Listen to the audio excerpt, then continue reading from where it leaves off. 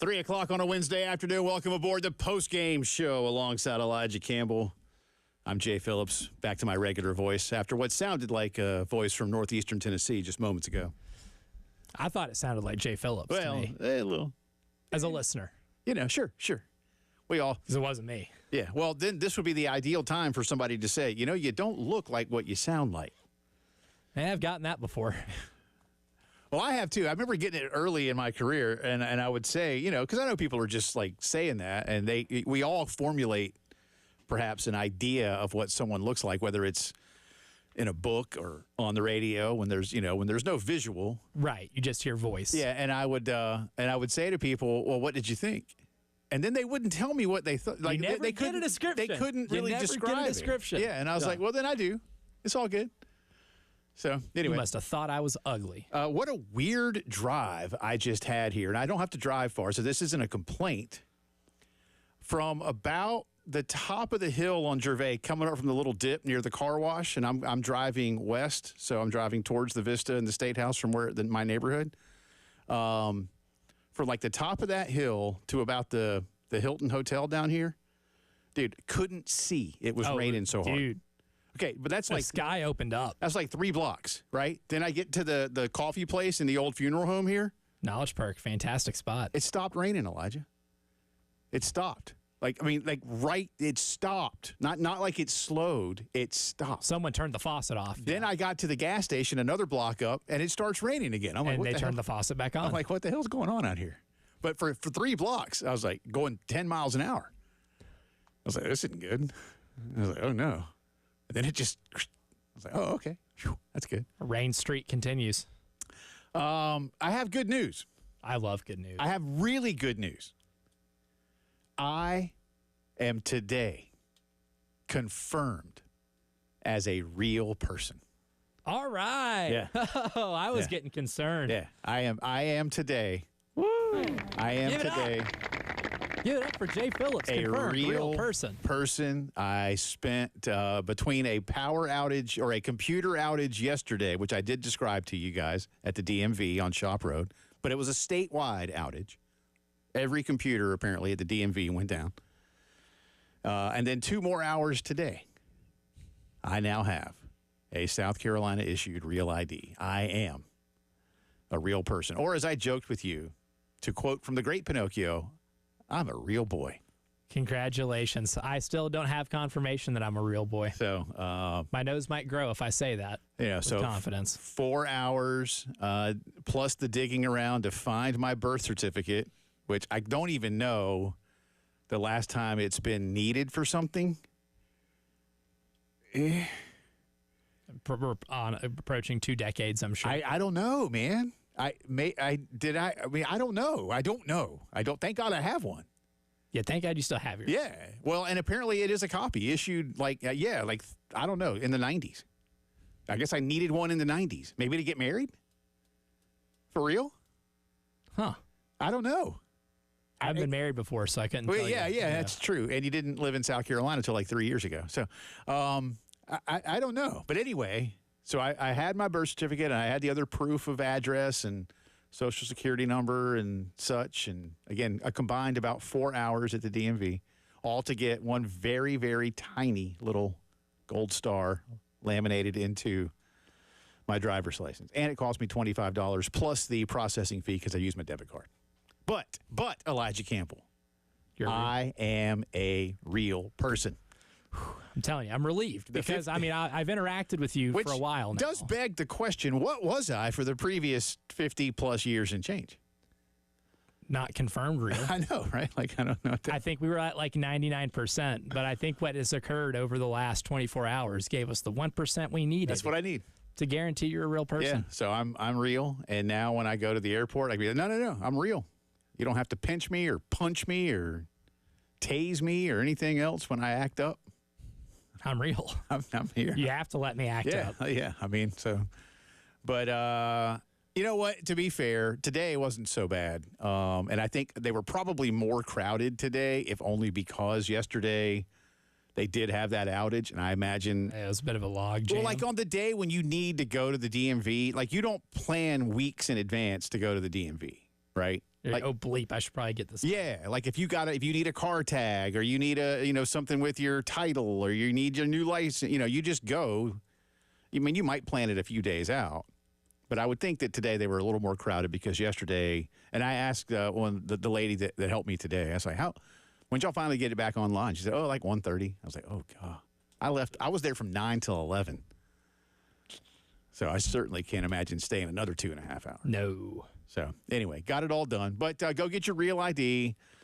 You don't want to have to go into that secret room somewhere off to the side at the airport. Or worse yet, have that secret room just actually be like a door to the tarmac and like an exit, and like you're just not going anywhere. They just tell you find your way home. Yeah, good luck home. Yeah. You don't Have a good life. Don't want to do that. We got a lot to get to on today's program. Our buddy Jack Veltri will join us. Gamecocks, look, a win's a win. A win's a win.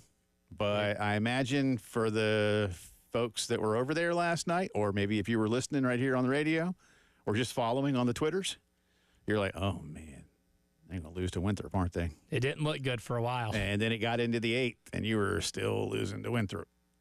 But then you beat Winthrop. So all good as number 1 LSU comes to town tomorrow night. Speaking of tomorrow and baseball, now one of our favorite people, we reference his work on a routine basis, but we try not to bug him too much. Our buddy Aaron Fitt, national college baseball writer for D1Baseball.com, will join us around 3:30. And we will definitely spend time getting his perspective, much like we did yesterday with Mitch Light of The Athletic, a national perspective of the South Carolina baseball program and what has happened to get us here and what Aaron's thoughts may be on what's next. And Mitch, none of us are saying, well, you better get rid of everybody and start all over. But Mitch did kind of lay out 2 scenarios yesterday. If y'all missed it, you should check it out. One was, do you have the money to spend on campus for this current staff? Or 2, are you starting over with even more money necessary to do that? And I don't know which option is more likely. I have a hunch that a national champion coach and 5-time participant at the College World Series is going to be the coach again next year for a lot of reasons. 1, he's a good coach, even if this year doesn't look like it. 2, you're going to owe him and his staff a lot of money if you fire them all. And does that make a lot of financial sense? Do you need to give it some time? What does that look like? I don't know yet. But in the last few weeks, South Carolina baseball has looked even worse than they looked earlier in the season. We keep saying they hit rock bottom, but that shovel they have is next level because it keeps digging further. Well, 46 runs in 3 games, man. I've never seen it. I've just never seen it. And I had so many of you, and I don't know that this is true or not. I haven't, at this point, I wasn't going to ask Monty Lee on Monday, and Monty joined us because Coach Maneri was traveling. I'm not going to start Monty. Hey, Monty, is the team quit? You're not going to do that. Right. And it just, that's not, I know a lot of you would like me to do that, or any of us that interview people to just go, hey, have they quit? But I will say that I monitor what you guys say back to me when I know I have said things about the baseball team, or any team for that matter, that are a little more telling for where my thoughts are. And a lot of you hit me and said in so many words, Jay, they've quit. And I hope that's not the case. I would think after a 24-2, and believe me, this is no pat on the back for anybody down there, but after a 24-2 night, to come back and lose 11-10 at least tells me you got a little something in you. Now, you lost game 3, 11-3. So, again, I'm not saying, okay, see, hey, they after losing by 22, they only lost by 1. Yeah, that's not proof of concept. No. But you gave up 11 runs in the process.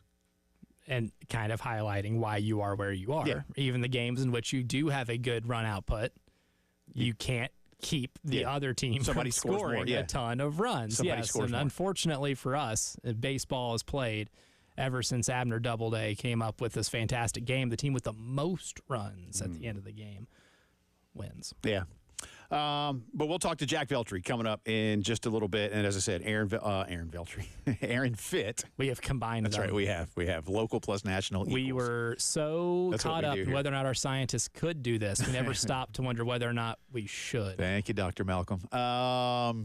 I do love that character, I will say. Fantastic. Fantastic movie. It is. Great themes. Yeah, I don't really like any of the other ones at all, to be honest with you. I really don't. But that one is amazing. I'm nostalgic over 3 because I was very young when it came out. Yeah, I mean, it's okay. I went through a real dinosaur phase as a child, so I watched all of them. I get it. It's okay, but I just nothing beats the first one.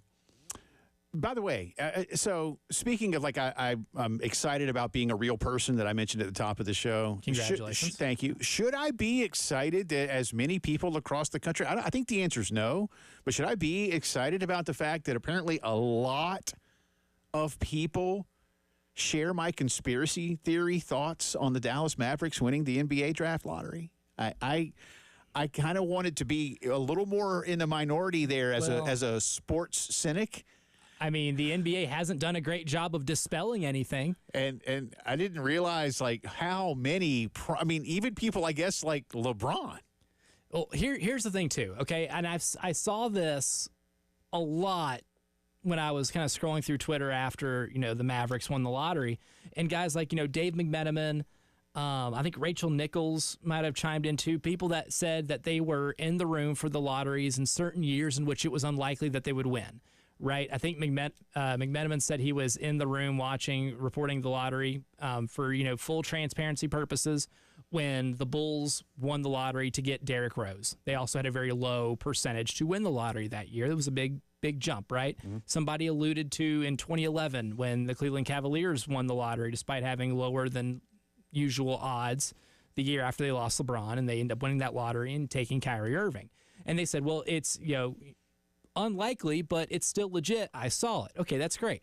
Where's the person that was in the room for the Dallas Mavericks one? Right. I have not seen it. Right. I would like for the real pool reporter here to please stand up and confirm, because if you don't stand up and identify yourselves, all you're gonna get is this. I need you now. All I need you now to do is give me a Hamilton Eminem mashup. All right, room where it happened. Plus Slim Shady. Can they please stand up? I mean, we need a matchup now.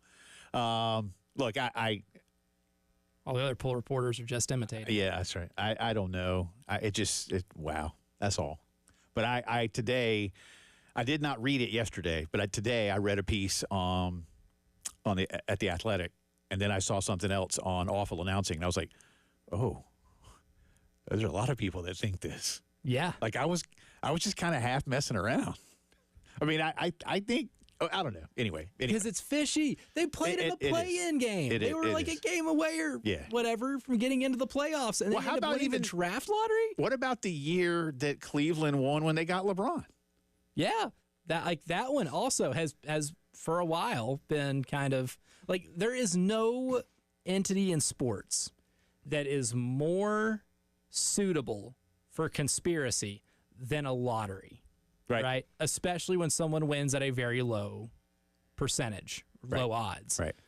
Like the LeBron thing, wouldn't be surprised. I have no evidence to support that, but I wouldn't be surprised if they threw Cleveland a bone. I wouldn't be surprised at all if there was a frozen envelope for David Stern to pull out for the first, I think, wasn't that the first NBA draft lottery? Was the Patrick Ewing one? It might. I don't know if it was the first one or just the first one that actually was going to be a big deal because of who basically was the Patrick prize. Ewing was going to be like that one. I mean, I know of a ton of people, and David Stern definitely had his own legacy of having his hand in things as the commissioner of the NBA. So that one wouldn't surprise me at all. But just the lack of transparency with, I guess, whoever was in that room, if you were there and you reported it, with what's going on out there, you should probably step in and say, hey, look, no, I saw this. This was completely legit. If no one does, then this won't die. Yeah. Well, anyway, I don't know if it was rigged or not, but good luck to Dallas. On that note, we'll come back on the other side. I'm running a poll question on my Twitter feed. We've still got one running on the station Twitter feed. Want to get to both of those. Jack Veltri coming up in a bit. And we got some more college football playoff news to discuss, too. So lots going on a Wednesday. It's the Postgame Show.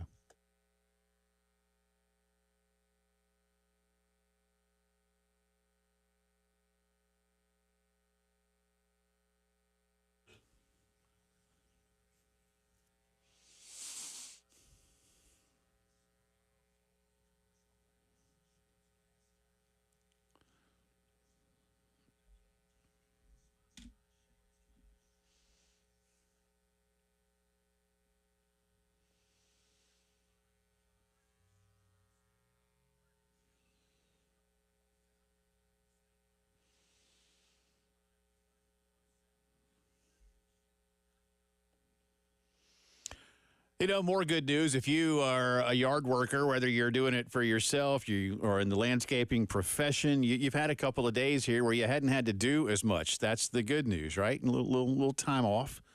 The bad news is that as soon as the sun comes back out, it's going to, A, get really hot, and B, all the stuff that you need to get cut is going to start growing at like twice its normal rate, because that's just how things work here in South Carolina. And that means you need to be prepared, and the best place to get it done first is Cato's Power Equipment. I love everything that I have for my backyard from Cato's, my Toro Time Master mower, my Flex Force blower, and pole saw. Got to get in pretty soon for the other equipment that runs on that same Flex Force battery, which is incredibly powerful. And I'm telling you, the blower I have, just like a gas-powered, but don't have to worry about all the stuff that breaks. Get in there and see them. Whether you do it for yourself, you do it for a living, they'll fit you with the right equipment to get the job done over and over. Cato's Power Equipment, 4012 West Beltline Boulevard, catospowerequipment.com.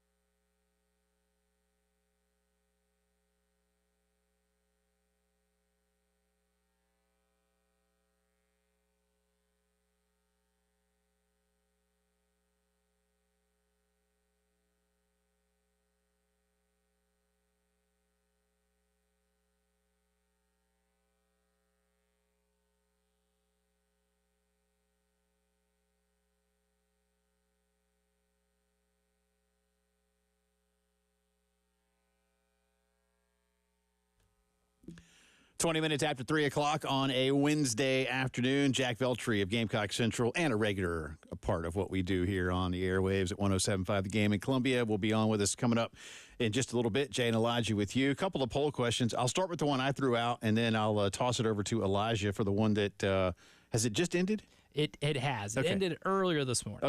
Okay. So I thought so. One on college football playoff, right? It is expired. Okay. Yes.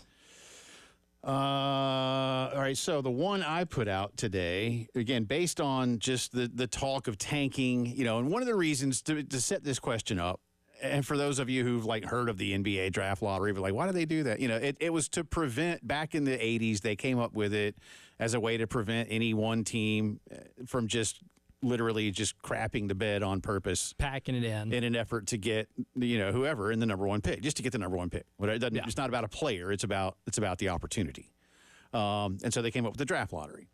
And I won't get into all the details, but if you're the worse you are, the better percentage chance you have of winning said draft lottery. But it's still a relatively low. Like the worst team in the league doesn't have an 80% chance. Again, the 3 worst teams in the league each had a 14% chance to win the lottery the other night, and yet a team with less than 2% chance actually ended up winning it.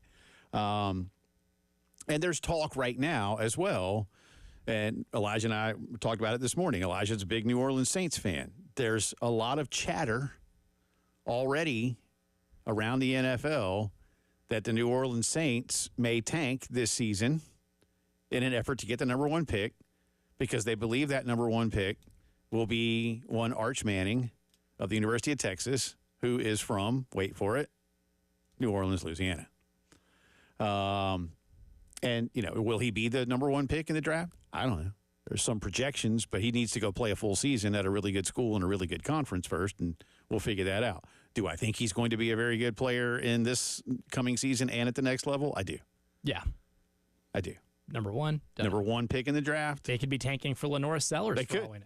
Hey, or, somewhat local product, kind of, not really local product, but right up the road in Baton Rouge, Garrett Nussmeier. Who knows? I don't know. Yeah. I don't know. Whatever quarterback is the prize. But tanking is the question here. So I threw out, with tanking in the crosshairs again, after the NBA news this week, again, about Dallas doing what happened there. What do you believe is the best way to deal with the worst teams in a professional sport? 3 choices. A, best draft pick. B, draft lottery. C, promotion and relegation. Now, I realize that with promotion and relegation, you have to have a second league for teams to be relegated into and promoted from. And we do not have that in the United States, at least when it comes to football, basketball, and baseball. We do have it in soccer, and we do have it in hockey. But in hockey, I think most minor league teams are still directly affiliated with a parent club, right? They are. Yeah. Yeah. Now, in soccer, they're not. And MLS is thinking about promotion and relegation, which would then mirror what most of the world does when it comes to how soccer goes. And again, in promotion and relegation in European soccer, as an example, when you are relegated to the second level or whatever level, most countries have 4 or 5 levels, you lose about half your revenue. Now, tell me that wouldn't be the number 1 motivator for a lot of folks. By the way, it's really only the NBA of the big 3. I don't know enough about hockey, so you might have to tell me. But I'm just going to say of the big 3, baseball and MLB and NFL included, only the NBA really has a structure for postseason where you make a lot more money per team and player if you continue to advance in the postseason because of what you get to keep from the gate and the bonuses for the rounds and all that kind of stuff. I did not realize. I did some digging on this last night and this morning. Honestly, there have been examples in the not-too-distant past in the NFL of clubs that have actually lost money during the playoffs. Here's how. You have to give the league most of your playoff gate if you're the home team. You get to keep your concessions and your parking. You're already splitting your merchandising revenue with the entire league anyway. But the league gives teams a stipend for travel. So if you're the road team, you get X. If it costs you more than that, if you want to take a bunch more people, staffers, medical people, whatever, like it costs you more money. That's if you've gone over the stipend, that's on you. Like the league that you don't cover call whatever. Yeah, you don't call Roger Goodell and go, "Hey, Raj, y'all gave us $3 million to travel, but man, it was $4 million. Can we, slide a little extra $1 million?" He's going to say it was $4 million for you. Right. Looks like you're on the hook for 1. Yeah. So I hope you have some money. But I found that I didn't, the players players even don't get, you know what? Players get the equivalent of 1 week's salary for their level of like, I guess, veteran status. So if you're a rookie, whatever your deal is, you'll get the rookie minimum for a playoff game. So even if you're, say, I'm just going to use Aaron Rodgers, who makes a ton of money, right? Right. If you're Aaron Rodgers and your team advances, you don't get 1 week of your prorated salary. You get 1 week of the veteran salary that would apply to you. So I found that interesting in terms of revenue, and I know that's kind of going off on a tangent and away from the basis of the question, but the point I make is promotion and relegation. When you're relegated, the big fear for being relegated is, oh crap, we just lost the opportunity to make a lot more money. The financial ramifications are pretty significant. Yeah. And subsequently, of course, for those that are at that lower level and get promoted, you bust your butt because you know that it's going to come with a big windfall when you hit the next level. And I've said before, for the NFL, what I would do, I would expand by 4. I'd have 1 league of 20 and 1 league of 16 and 4 per year instead of 3 like in soccer, go up and down.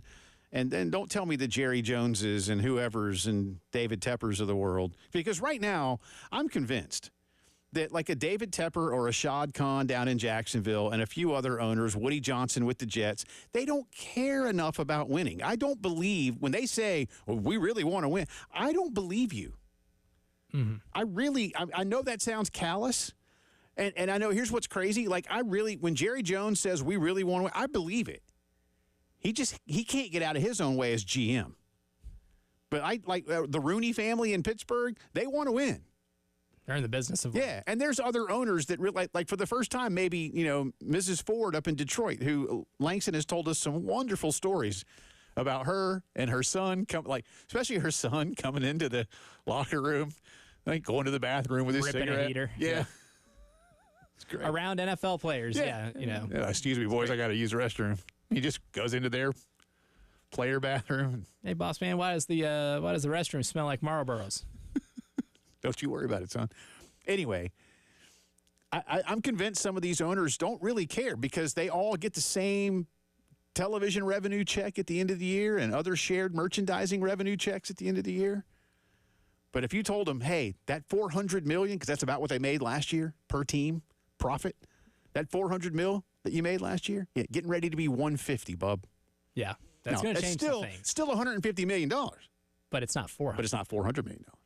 And here's the thing, too, in terms of tanking, one thing that I've kind of thought about that makes it different, why the NBA is so susceptible to something like this, really comes down to a numbers game, too. How important is one player to a basketball team compared to one player for a football team? Right. You could sign a star wide receiver in the offseason, and your offense still be really bad because your offensive line is bad and your quarterback's bad. Mm-hmm. And you could put, Justin Jefferson out there to run routes and be, being the best wide receiver in the NFL, and you can put him on a team with, a below replacement level quarterback and offensive line. The ball ain't getting to him, and he might have 500 yards. And you can't just say, what's wrong with Justin Jefferson? Right. No, it's nothing wrong with Justin Jefferson. It's what's wrong with the structure of your team. Yeah. In basketball, it's a lot different. You get one guy who go in there and score 35 a game and be MVP caliber, and you can have average players look a lot better. Right? Like Nikola Jokic has never played with an all-star in his career. That's crazy. Never had a fellow all-star. He's won a title. Yeah. Right? But that has changed their fortune because of one player. So if you can tank and get that one player you need, makes a lot of things a lot easier. Hit me up at jphillips1075. We will go over the CFP one. Sorry, I didn't mean to run as long as I did there. Again, got off on a tangent, which is sometimes who I am. But on the other side, we'll come back, talk some Gamecock baseball. Future of the program is part of the discussion. Jack Veltri, Gamecock Central, when the postgame show returns.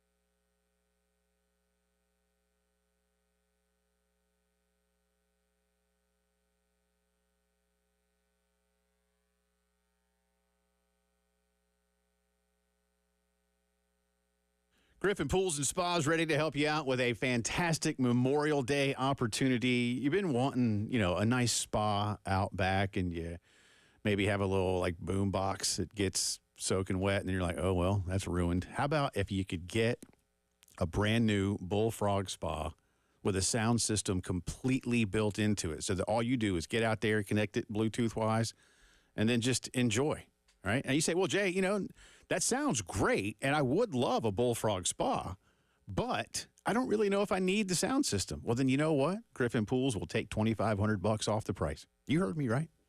So what appeals to you? Stop in to see the guys at Griffin, figure it out for you. Plus, these are the kind of things that can be designed for you to feel one way, your friends to feel another when you're in there. You just need to go see it and test it out for yourself. Griffin Pools and Spas, Bullfrog Spas, Memorial Day special. Check them out right now.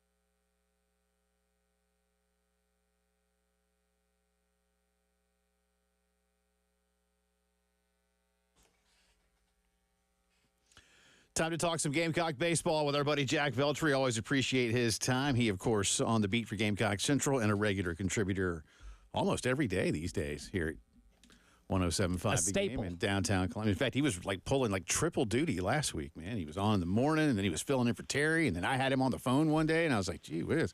So I did get him, though, this fantastic Bill Gunner autograph. He's got to frame it now. Well, the thing job's is, not done. It's still sitting here, though, which tells you really what the Bill Gunner autograph is worth. But Jack joins us now. How are you, sir? I'm doing good, guys. And with the autograph, I leave it there as a reminder of the quote that's on that piece of paper that I cannot remember off the top of my head. That's how memorable it is. Keep your head up and always reach for the stars. So, when I'm sitting there in the morning at 9 a.m. about to do radio with Tyler, or in this case, Terry this week, I'm just reminded of the hard work and motivation I need to get through that. I'm gonna hold it up on the screen here for the YouTube viewers. For some, that's a bigger reach than others. It's a ripped, 5x7 index pad. Anyway, all right. There's some fun. Now I gotta go all serious on you, Mr. Veltri, which is not always what I want to do. But in the last week and a half or so, we've had a lot of discussion about the future of this Gamecock baseball program. Paul Maneri telling Elijah and me, telling you guys at a press conference, "Hey, I'm not going anywhere. I'm here for the long haul, and I'm here to make this thing right." And wanting to model some of what they did, before they left for Auburn, about what Butch Thompson and the Tigers have done this season. And then they promptly go out and lose 24-2 and then give up 11 runs in each of the next 2 losses. It feels like it's going from bad to worse. Is that a sign of anything else, or is that just, they've run out of everything, basically, over there right now? Yeah, you would think it's more so just kind of them. I mean, they don't have much left in the tank in terms of, winning games. It seems like right now they pulled one, out in the 8th inning last night against Winthrop in a 5-run 8th inning rally to win that game. But they're playing the top-ranked team in the country this weekend. And I don't know if anyone really has much expectations for this series. Again, you look at what happened last weekend with that Auburn series. I mean, the pitching gave up far too many runs. The offense did show some life. I will give them that. They were able to score 10 runs, which should be more than enough to win a baseball game 9 times out of 10. But, of course, the one time they weren't able to get it done. So, you really do hope this weekend you're able to limit this LSU offense. But then you got to worry about their pitching. And they're just a very good all-around team. And, obviously coached by Jay Johnson and a lot of talented players from last year's team still around. So it's going to be a tough series this weekend for the Gamecocks. Yeah, and I'm not going to lie to you, Jack. Surprised to see Ethan Petrie play last night. So I'll break this up into really 2 questions here. First, how would you assess how he looked, first game back from the injury? And then second, do you think he plays this weekend against LSU, or was maybe last night the last night we have seen of Ethan Petrie? Well, first off, I think you got to admire the fact that Ethan came back and wanted to play this thing out last night. Like, obviously, we all know he didn't have to, right? He's got a future beyond South Carolina, as he's going to be a draft pick in this summer's MLB draft here in a few months. But you look at last night, he did not, at least to me, did not look comfortable at the plate. I mean, he went 0 for 4 with 2 strikeouts, but you can tell, we know he's not 100% out there, but you can tell the shoulder is still bothering him. And, Paul Maneri was actually asked about an update on Ethan and how he's feeling today, because he said, yesterday wasn't sure how he was feeling, got to check on him tomorrow, which is now today. And he said that he's not feeling too good, so he's not practicing today, and he's very questionable for this weekend. So I don't know at this point if he'll play. We'll have to see what comes out on the SEC injury report. But considering the fact that Maneri did say he's very questionable, I would imagine that probably means he's maybe unavailable tomorrow, but we'll just have to see. Jack, I'm not really kidding when I say I'm just kind of running out of things to ask about a team that is in this boat. But is there anything that has been discussed about trying to avoid being literally the worst South Carolina baseball team since this school joined the Southeastern Conference? Because they've tied that mark with losses. Obviously, one loss this weekend breaks that. I mean, what's the motivation right now? What can you tell not you, Jack, but what is Paul, what is Terry, what are Monty, what are John saying to these guys when it comes to something like that? Or can they not worry about it? Well, I think you just got to focus on, like, the game at hand, right? I mean, look, if you have the idea of what's at stake in your head, I mean, it's going to affect you on the field. And obviously, most things have seemingly affected this team this year. You know, one mistake kind of has led to the can of worms being opened in terms of the other team scoring a lot of runs. Like, you think back to Thursday night against Auburn, you know, a few ground balls that went by the infield in the second inning against Brandon Stone kind of led to an ensuing meltdown where Auburn just broke that game open and it never got any better from there. But in terms of the history that they could make this weekend, you know, I think you're just kind of focused on going out there and just not worrying about it, just trying to play the games. I mean, you know, it's in the back of your mind, but you try not to think about it too much. And, you know, it will definitely be continuously brought up throughout the weekend here, especially if they not only break the record with a 23rd loss in conference play, which would be the most in program history, but also the potential of becoming the first team in SEC history to lose 25 conference games in a season. That's something else that definitely have to keep an eye on as we get towards Saturday potentially. And Jack, obviously the losing is one thing, and the lopsided results and some of the manner in which you lose is another. But I think we might end up coming to one of the worst case scenarios in a season. It's where you reach maybe the point of apathy. We've seen maybe a decline in attendance this year, and really it's hard to blame the fans when you've had a season like you've had. You have a team coming in that's the number one team in the country who travels well. I think we're really kind of reaching the perfect storm of having your own house taken over. And when it gets to that point, what are you kind of hearing in terms of that being an element in the discussion of what comes next into the future, and how big of a concern do you think that really is within maybe the administrative part of this program, more so than what's just going to happen on the baseball field?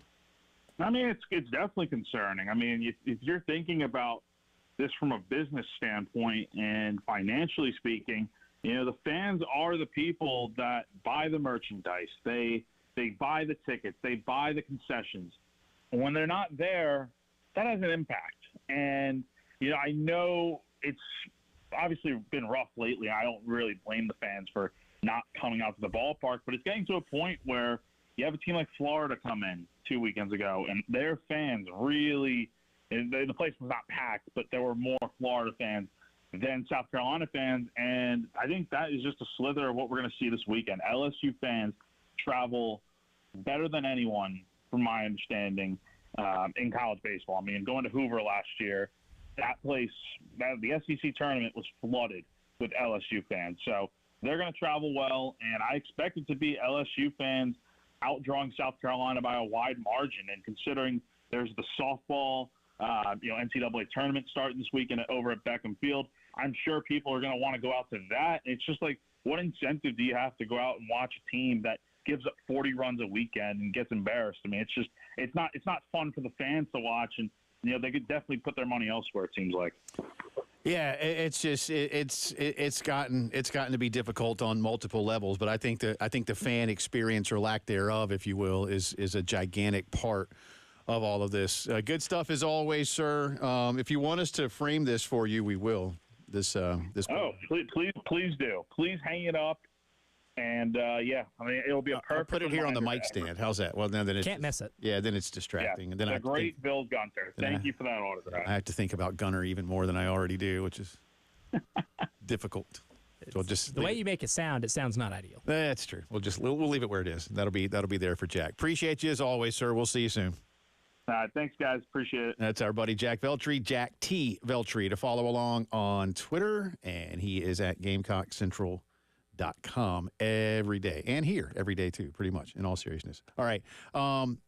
You just raised an interesting point, and I want to, dare I say, go back in the archive and remind folks of a time when something similar was happening in another sport here when it comes to visiting fans. You're listening to the Postgame Show.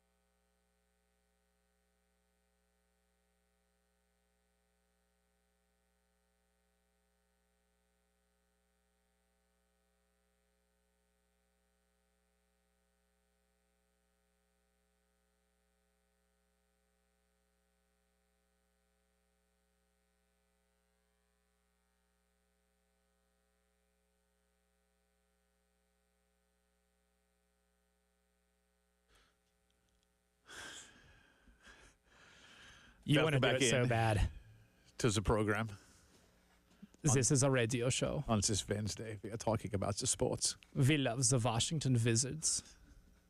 They lost the draft lottery. Thanks again to Jack Veltri for joining us. Jay and Elijah with you here.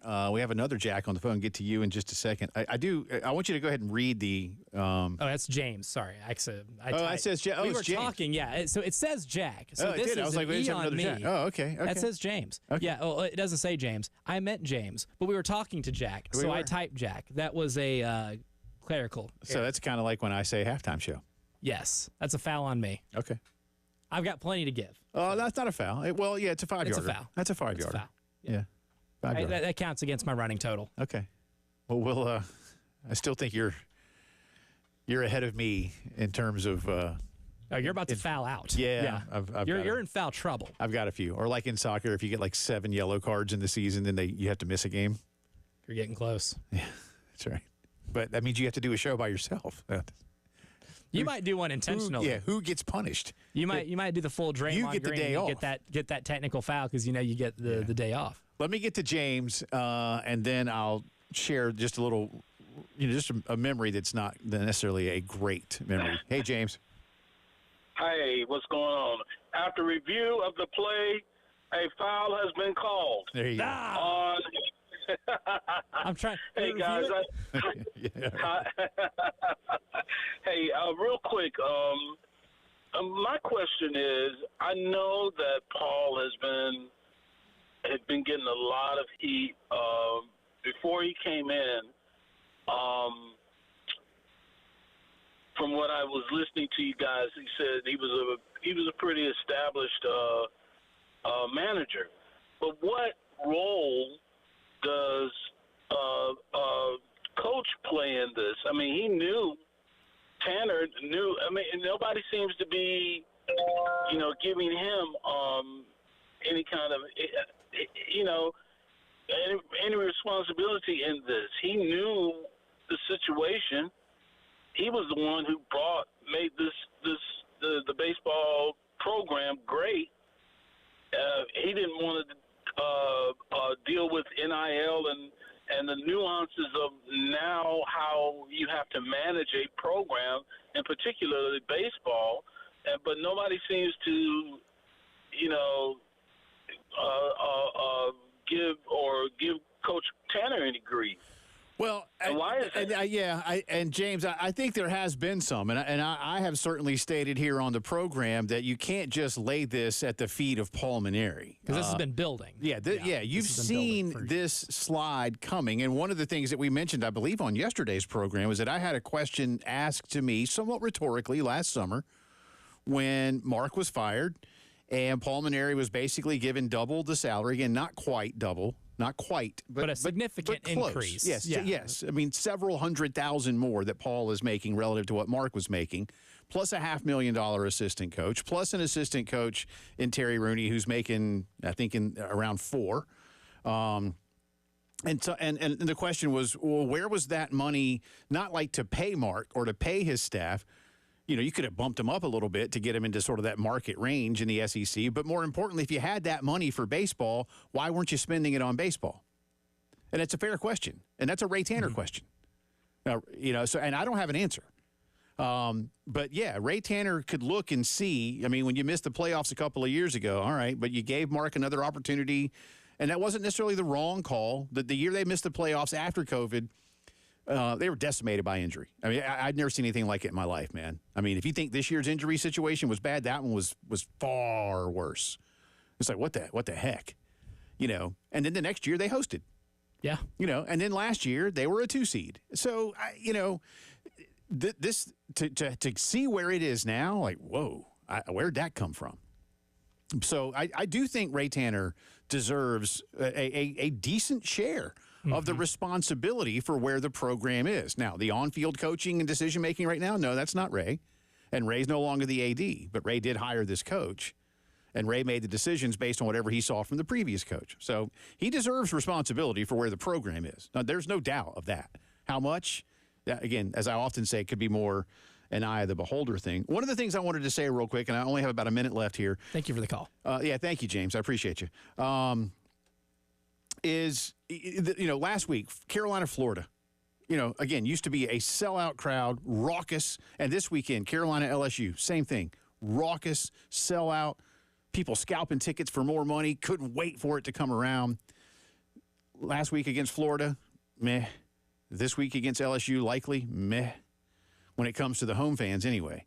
And it reminds me to some degree of when Ohio State and Kentucky both took over the gym in Darren Horns last year. It was interesting for Ohio State because that was a non-con game, but they got a huge fan base, and they were a good team that year. And, it was like, wow, there's a lot of Ohio State fans here. But, Elijah, the night Kentucky came, about 2 months later, there were like 16,000 Kentucky fans. Yeah. I had never in my life seen anything like that in an opposing gym. I mean, it was Kentucky home game, and that was the final straw. Whatever happens next, we'll see. Hour 2 coming up.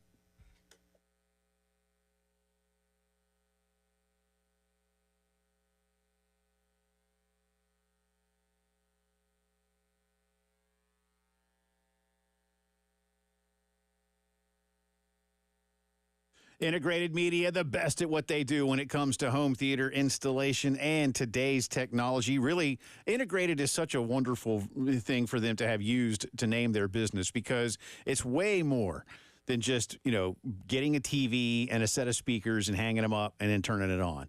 The way that they can make the whole house do everything. I mean, I love it when we have folks over. If there's a big game and in 3 or 4 rooms, I got the exact same thing going on. Or sometimes if the kids want to do something different, they can have it different in a particular room of the house. Or I could put music on and the game at the same time. I can control it all from the app on my phone. Now I can do it with the outdoor setup.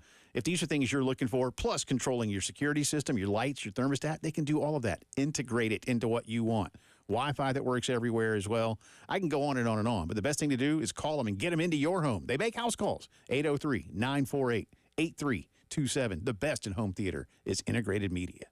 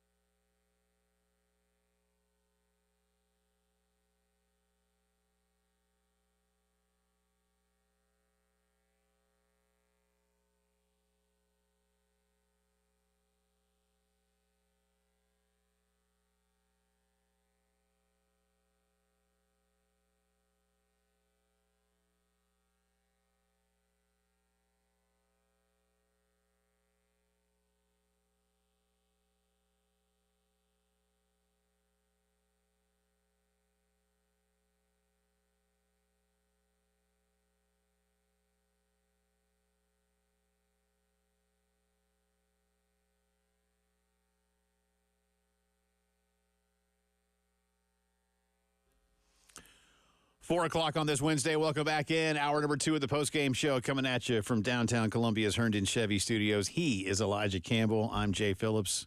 Appreciate you being with us. Thanks to our buddy Jack Veltri for joining us. And, got an interesting phone call there at the end of the hour from James asking about Ray Tanner's responsibility level for, the current state of affairs of the baseball team. And it's, again, I don't know how much responsibility he has. Some. Most, no. But some, yeah. This type of thing's a team effort. It is. He saw what was happening. And look, to Ray's credit, I think he always saw himself as the kind of boss that he would have liked to have. In other words, I got hired to do my job. Let me do my job. And he maybe applied that to his coaches in some people's minds to a fault, because when, at the same time, the irony there, of course, is, well, now your job is athletics director. And that may mean that you have to meddle, even if you don't want to. And meddle may have too much of a negative connotation. And it's not, again, you would never ask, nor would I ever sit here and say, Ray should have come in and just told Mart, when to put on a squeeze bunt, or when to go lefty in the middle of a game, or what. No, that's not it. But do you have enough? Can we do more? And sometimes maybe as an athletics director, and I won't say this about Ray Tanner directly now. I'll say this about any AD. Sometimes, Elijah, we've seen instances of an athletics director that just says, "Look, I see what I see, and it's not good enough. You're going to make some change here." And we've seen that a lot, especially in, say, football circles, where like, "Hey, I like you, my head coach. Let's go get you a new coordinator." Right? Right. Because I know somebody who'd be wanting to do this job who has a proven track record. And let's, I don't like where this is going. I like your overall direction. I like your or again, whatever sport it might be. But we do see that in football. Like, I don't want to fire. And sometimes you don't want to fire the head coach for financial reasons. And I understand that too. I mean, it is a business after all, at least in some form or fashion. It's not a true for-profit business, which is also, before I go off on a tangent, some of the things that bug me these days about, well, they got to run it like a business. Well, sort of, but not. It's not a for-profit kind of thing. But I digress. So to come back around, yeah, Ray saw the slide, and was Ray tempted to make a move a couple of years ago? Maybe, I don't know, but you had a few nice core pieces. And, you don't foresee, a kid like Eli Jersenbeck basically just never really pitching. And he was supposed to be really good. And how much does that matter when you have a tone-setting top-of-the-rotation pitcher? And there's a really positive trickle-down effect. And you can't control that. Mark Kingston couldn't control that. Ray Tanner couldn't control that. Paul Maneri couldn't control that. That's not an excuse. I'm just saying that, these things begin to mount. But it's gone farther than that. But I do think, to come back around, I think the question of, well, where was that money, in terms of maybe investing it into the program before you fired your coach? And did you just, spend all the extra, I'm air quoting now, extra money you might have had, or additional funding you might have had for baseball, on nothing but the coaching staff? Because coaches can't go out and throw a pitch, swing a bat, field a ball. Yeah, those are fair questions. Mm-hmm. Those are all very fair questions. And now they are questions that Jeremiah Donati has to answer, not Ray Tanner. And the questions he probably didn't think you'd have to answer this early on. I don't think so. I don't. I couldn't tell you, but I have to believe that, as I think you and I mentioned this not too long ago, during the interview process and ultimately the acceptance process, Jeremiah Donati can look at each sport that he'll be overseeing and look at the coaching roster. And when he gets to Carolina baseball, which he already knew was a proud program, sees, national champion, national runner-up, multiple SEC championships, multiple SEC tournament championships, 5 overall trips to the College World Series at LSU, plus a trip at Notre Dame. All right. Baseball program's in good shape. Next. And then this gulp. year happens. Yeah. And then you get back into that conversation of, can you afford to do it? Can you afford not to do it? I think what we will see this weekend in terms of attendance and maybe what happens on the field may answer that question a little bit, or ultimately get you to that crossroads. Jack alluded to what the ballpark looked like against Florida, and obviously we know what the results were in the Florida series. We know what the results were at Auburn. Now we get another taste of what the pulse of the fan base is like when we get the number one team in the country in town. Not just the number one team in the country, the team that your coach used to coach at and won a championship at. Like, there's a reason this was placed at the end of the season, right? SEC schedule makers know what they're doing when they're pulling this out because, again, the season is a TV show. They want drama the last week of the season, right? That's why Jim Schlossnagel is coaching against his old team this weekend. Like, this isn't on accident.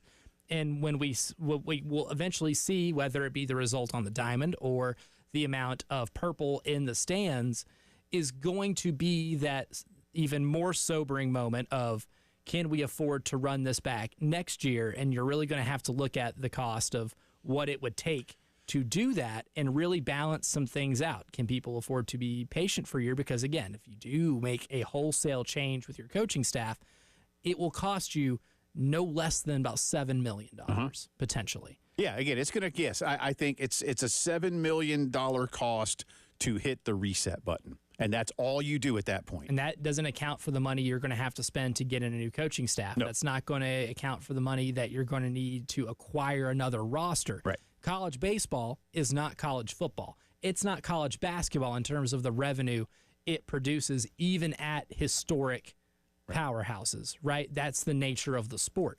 So then you gotta have to really, like, it would have to be bad enough this weekend for it to trigger some type of change that's that dramatic. Well, and we'll see what that looks like. And as I say, and it's not an apples to apples comparison to go back to that last year of Darren Horn's tenure at Carolina, but I vividly remember being in the gym for both of those games. And again, with Ohio State, it was a December game, and that was not a good Gamecock basketball team. It wasn't. But Ohio State was good. And I know they have a big contingent of alumni in the Atlanta and Charlotte metro areas. So it wasn't like people were driving from, Columbus and Cincinnati and Cleveland to come down here for a basketball game. So a couple of might have, I don't know. But I think more than that, it's such a big school. And they have alums everywhere. But they overran the gym. But then Elijah Campbell, Kentucky, like I said, if you thought, and those of you that were there remember both games. And think about how many Ohio State fans were there. Think about even times when you've had a good Clemson team come to Columbia and have a pretty good number of fans because so many of them live here in Columbia. And you're thinking, like, man, there's a lot of Clemson people here.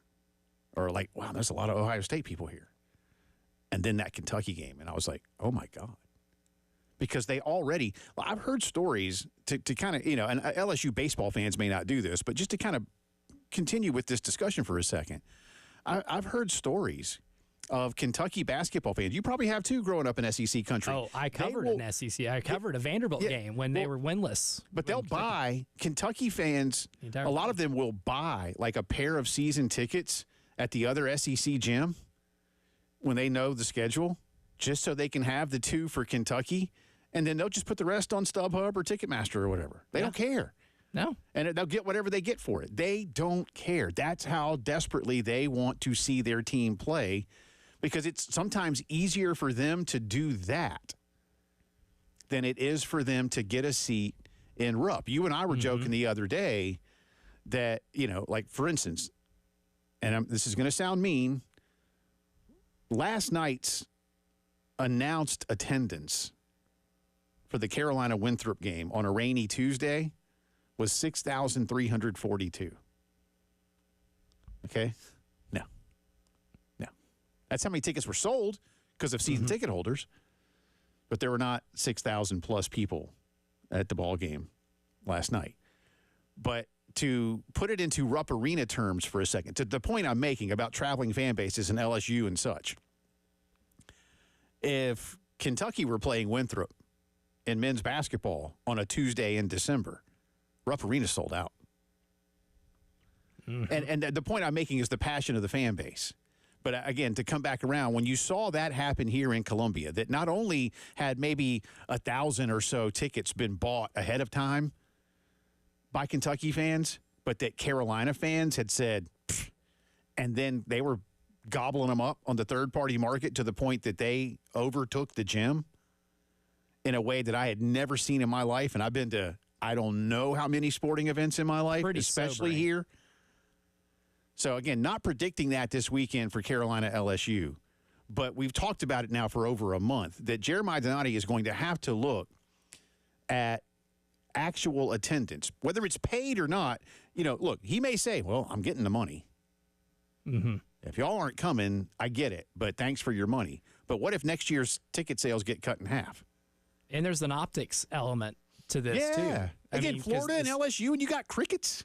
And look, that's what makes the conditions for a worst-case scenario optics moment to happen this weekend. It's the perfect storm for that type of thing to happen. And LSU baseball fans, they're also a national brand. And if you want to even look at an example from the sports calendar of this year, in 2025, in Columbia, South Carolina, I was at the game where Auburn men's basketball team, and if you go back, I mean, you could find it on my Twitter somewhere if you dig deep enough, where I took the video of Nick Pringle shooting 2 free throws, down 1 in the last minute of that game, and it was loud. Right. It was very loud. There were a ton of Auburn fans, and that tweet kind of took a life of its own because Bruce Pearl even quote tweeted it and said, you know, we don't have fans, we have witnesses, because of just how many people showed up. And I even engaged with some of the Auburn fans that were commenting on the video. And I was asking, because a lot of them were saying, yeah, it's a lot easier for us to get those tickets. And I kind of asked, you know, how? And they said, well, because the demand has gone up so high and that arena doesn't have a very large capacity at all at Neville. Yeah, like 9,000? They said right? with travel and lodging and all of that included, plus the tickets, it's significantly cheaper. Not like a little cheaper. Right. It was significantly cheaper and more affordable for them to go to a basketball game and see their favorite team play at South Carolina than it was to go to a home game, right? Even if they lived in like the Atlanta area or in Georgia, there was travel and so many involved. of them do live in Atlanta. It's an easy hop over. Yeah. Yeah. So it was an easy hop over, and it created those conditions. LSU baseball is a national brand too. They might have fans that live in North Carolina, that might live in Georgia, that might live in Tennessee or Florida, that would be like, yeah, that's an easy drive to make. Tickets aren't terribly expensive. It might be more affordable to go watch them play in Columbia, South Carolina than it is Baton Rouge.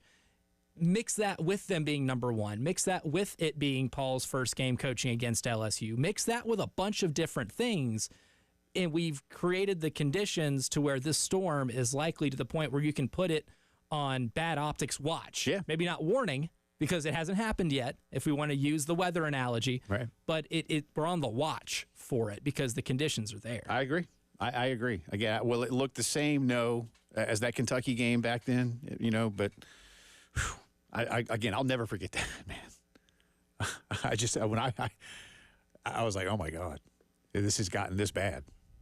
You know, I don't know if that's where we are here for this just yet, but this weekend will be interesting. 803-404-6100. Got a couple of phone calls we'll get to, more on our poll questions. Got some college football playoff, at least discussion to have as we get closer to some finality of a new format. You're listening to the Postgame Show.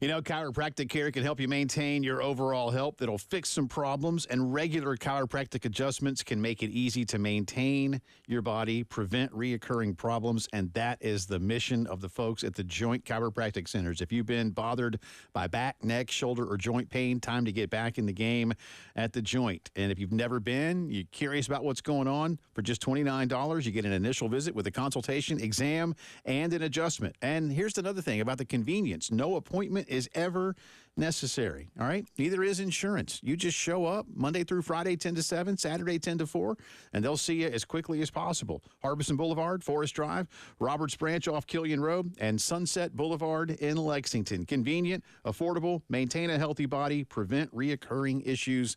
That's the goal of Janet and Bob Keene and their staff at the Joint. Tell them we sent you, and remember, you don't have to feel bad to feel better at the Joint.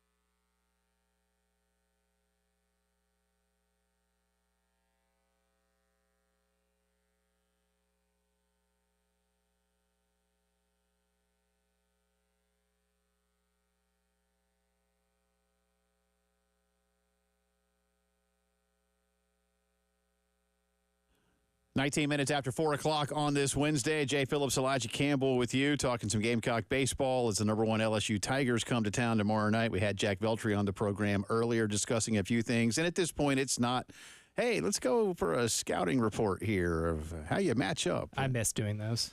I know. That's another thing that I think a lot of people are just, and you'd like to. I think people miss consuming that Yeah. and doing so seriously.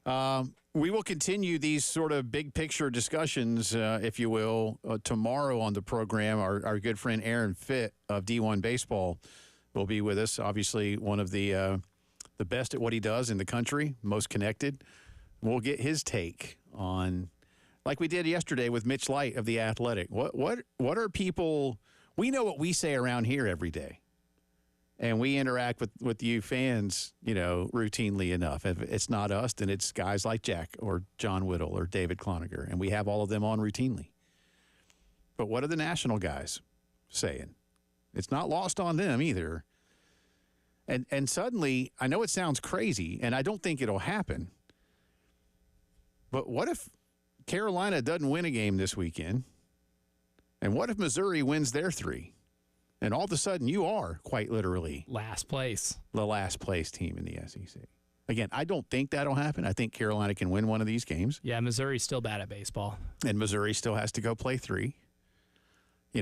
I'd like to think, but I thought that Carolina could win a game against Florida, and they didn't here at home. And almost winning one at Auburn doesn't count. You know why? Because you still lost. Horseshoes and hand grenades. Yeah. So... But can you put up enough fight to win one of these? I mean, I had a buddy of mine the other day say, how did we even win a series against Ole Miss? I was like, because they were good when they came. They were top 15, right? Or right around it. Yeah, they were top 15. I don't know, man. And that's the only weekend, that one in Oklahoma, where you felt like that was a competitive series. Yeah. That Oklahoma one was the first one. Let's get to Justin real quick, and then we'll move on to a few other things. But he wants to talk baseball. Hey, Justin, how you doing, bud? Doing good, guys. How about you? Doing well. Hey, guys. I know it's disappointing right now, but we got to support this baseball team, whether you like to hire or not. But at the end of the day, if they still work out, hey, you move on to the next guy. And you know what? It's not going to be easy. We know that. And you got to look at the basketball team too next year too. If they can't lose these type of games next year, the AD's going to have to make a decision. Mm-hmm. He'll have a choice, and we'll see what happens. Take care, guys. Go Gamecocks. All right, Justin, thank you. Listen, you make a fair point, and let me say, one of the things Elijah and I have discussed on and off air, and you're kind of getting it right now, this fan base, look, and Jack even discussed it too, apathy can be seen or maybe manifest itself in different ways. There was a period where, apathy around men's basketball here was quite I don't even want to talk about it. And you know what? You know what it would be for what we do? It'd be like football season's over, first couple of weeks of conference play, oh, but good, baseball getting ready to start. And that would kind of carry us through. And I don't mean give us content. I mean, when I say us, I'm talking the community. Right, because that's what they wanted to talk about. It's like, well, we got – so now – despite how historically bad this baseball team is, and I'm giving you a fact, all right, they've tied the record for most conference losses. I'm not trying to pound on them. I'm just my point being, on Monday's show, Elijah and I got in here, and if you didn't listen to us, we spent the first, up until about this point in the show, full bank of phone calls, like a football Monday. And this was after a humiliating weekend. But it's because people care and they want different. It doesn't mean they want Paul Maneri to be different and get at somebody else. To Justin's point, support the program. They are. That's the thing about this. That's why it's different here. Because look, what Dawn has done of late has elevated that program in a way that none of us would have, maybe even Dawn wouldn't have foreseen. Well, Dawn probably did foresee it, but maybe the rest of us didn't, if only because you're not used to it in Columbia, South Carolina. Mm-hmm. But Carolina baseball was that thing. And like I say, it's generational. From the 70s to the 80s, no trips to Omaha in the 90s. But that's when you made your conference change, and that's when you made your Ray Tanner change. And then you had, 6 trips under Ray. So, it's, and again, this program has in history played for 6 national championships. I know you're only 2 and 4, but how many teams would love an opportunity just to play for one? And you played for 6. There's a program that's pretty successful up north in East Carolina that has had some really good seasons and really good teams. and have never been, Right. and are dying to go. Or Florida State, who went 20-something times and no title. So where's Clemson's been about as many times as Carolina's been to the World Series. They might even have one trip more than Carolina. I can't remember. It's right around the same number, and twice Carolina put them out of Omaha. And they're still some people's favorite wins here. It's like over the title. Yeah. Right. And so, again, that's why, Justin, to your point, and what I think is showing itself, how much people care. Like, what the heck is going on? How has this been allowed to happen here? How have you fallen to where you're being compared with Auburn and Alabama and Kentucky and not LSU and Texas and Arkansas? Where they don't care the same way you do. It's different when Auburn has a season like they did last year, right? Those become more predictable because they just don't have the appetite to be good at baseball the same way we do here. Mm-hmm. And the same thing like for Missouri. Missouri's bad at baseball, and we joke all the time. We don't know how much they actually care. Maybe the only person bothered by it's Max Scherzer. Maybe the only person. I'm not even sure he cares. I'm not even sure he cares. What's the mascot name for the tiger over there? I don't remember. He probably doesn't care. The mascot probably doesn't even care. He's on scholarship. Yeah. He didn't care. Right. He's already got his bag, man. That's right. He didn't care. But, it's not detrimental to the Columbia, Missouri community that team is stinky at baseball. No, they're far more concerned about what the Cardinals aren't doing right now. Well, they are winning a lot right now, unfortunately. I regret to inform all of you. They've gotten. And the Royals are good this year, Makes too. me sick. But that's my point. That's a Major League Baseball state. But here, Yeah. and Monty discussed it when he was on with us on Monday, that's part of the sales pitch Right. for as long as he's been here, is that you have no pro sports here. This is the baseball team. You can become the biggest baseball star in the state if you perform at a high level. That's awfully intriguing, but you got to perform at a high level. And it's at the point right now where South Carolina being bad at baseball hurts its community a lot worse than it would in Auburn, Alabama, or Columbia, Missouri, or even Lexington, Kentucky even. Look, what I'm getting ready to say, y'all will get it. But around here, Whit Merrifield, Michael Roth, Jackie Bradley, all those guys, Christian Walker, as big a stars as, I'll put George on a different pedestal, but Sterling Sharp, Steve Tannehill, Deuce Staley, Connor Shaw, all those baseball guys are right there with him, man. College baseball guys, and George, again, George has his own level for obvious reasons, but I mean, they're all household names. I mean, once you're a household name, you're a household name, right? Yeah. So it's cemented forever. Yeah. And I, as somebody who grew up in an SEC market, I can tell you right now, at the University of Tennessee, is Christian Moore, who won a College World Series there, bigger than Peyton Manning, who never won a national championship? No, not a fraction of a fraction of a fraction of that star. Right. It never will Never will be. So, just like I say, that's what it means. So, Justin, you're right. To go back to Justin's phone call, support the program. I think there's a lot of support for the program, but it's gotten to a point of what the heck's going on with the program? How did the program get here? How was this allowed to happen? How did you not foresee that it was going to be like this? This is a season that 10 years ago you never thought would have been possible. Never. This is it's very much akin, as I've told you, to like the 98 and 99 football seasons, where I saw a 3-6-2 team, a few years prior, and I was like, man, that's bad. So, like, when Chad and Mark missed the playoffs, I'm like, well, that's not good. But I didn't foresee this. So is the moral of the story, never say it couldn't be worse? You should. Because there's always a chance. There's always a chance that it can be worse. I think that's almost that's practically a Newtonian law, where if you say it can't be worse, buddy, you'll find out how much worse things can be. Going to come back on the other side. We'll revisit Elijah's poll question that we had yesterday, and I'm going to tell you what I will fight for most in a new college football playoff format. All right? Because I will fight for this, and I hope I win. You're listening to the Postgame Show.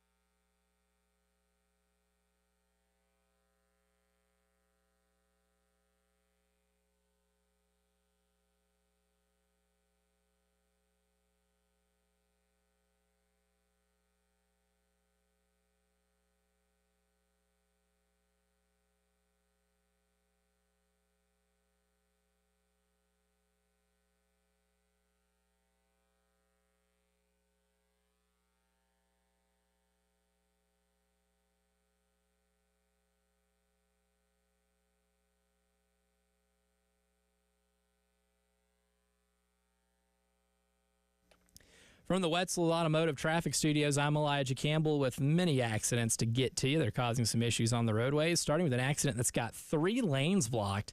That's going to be on I-20 eastbound after Broad River Road near exit 65. The traffic is moving at a snail's pace over there. Avoid that if you can. I-20 westbound, we also have an accident. That one just has the right lane blocked. That's after US 378 near exit 61. We also have accidents at Highway 6 near Highway 602 and Platte Springs Road. 2 on 20 eastbound, one at South Carolina 6 near exit 55, the other at Wilson Boulevard near exit 71. We also have accidents on Old Cherokee Road near Old Chapin Road and on Universal Drive at Garner's Ferry Road.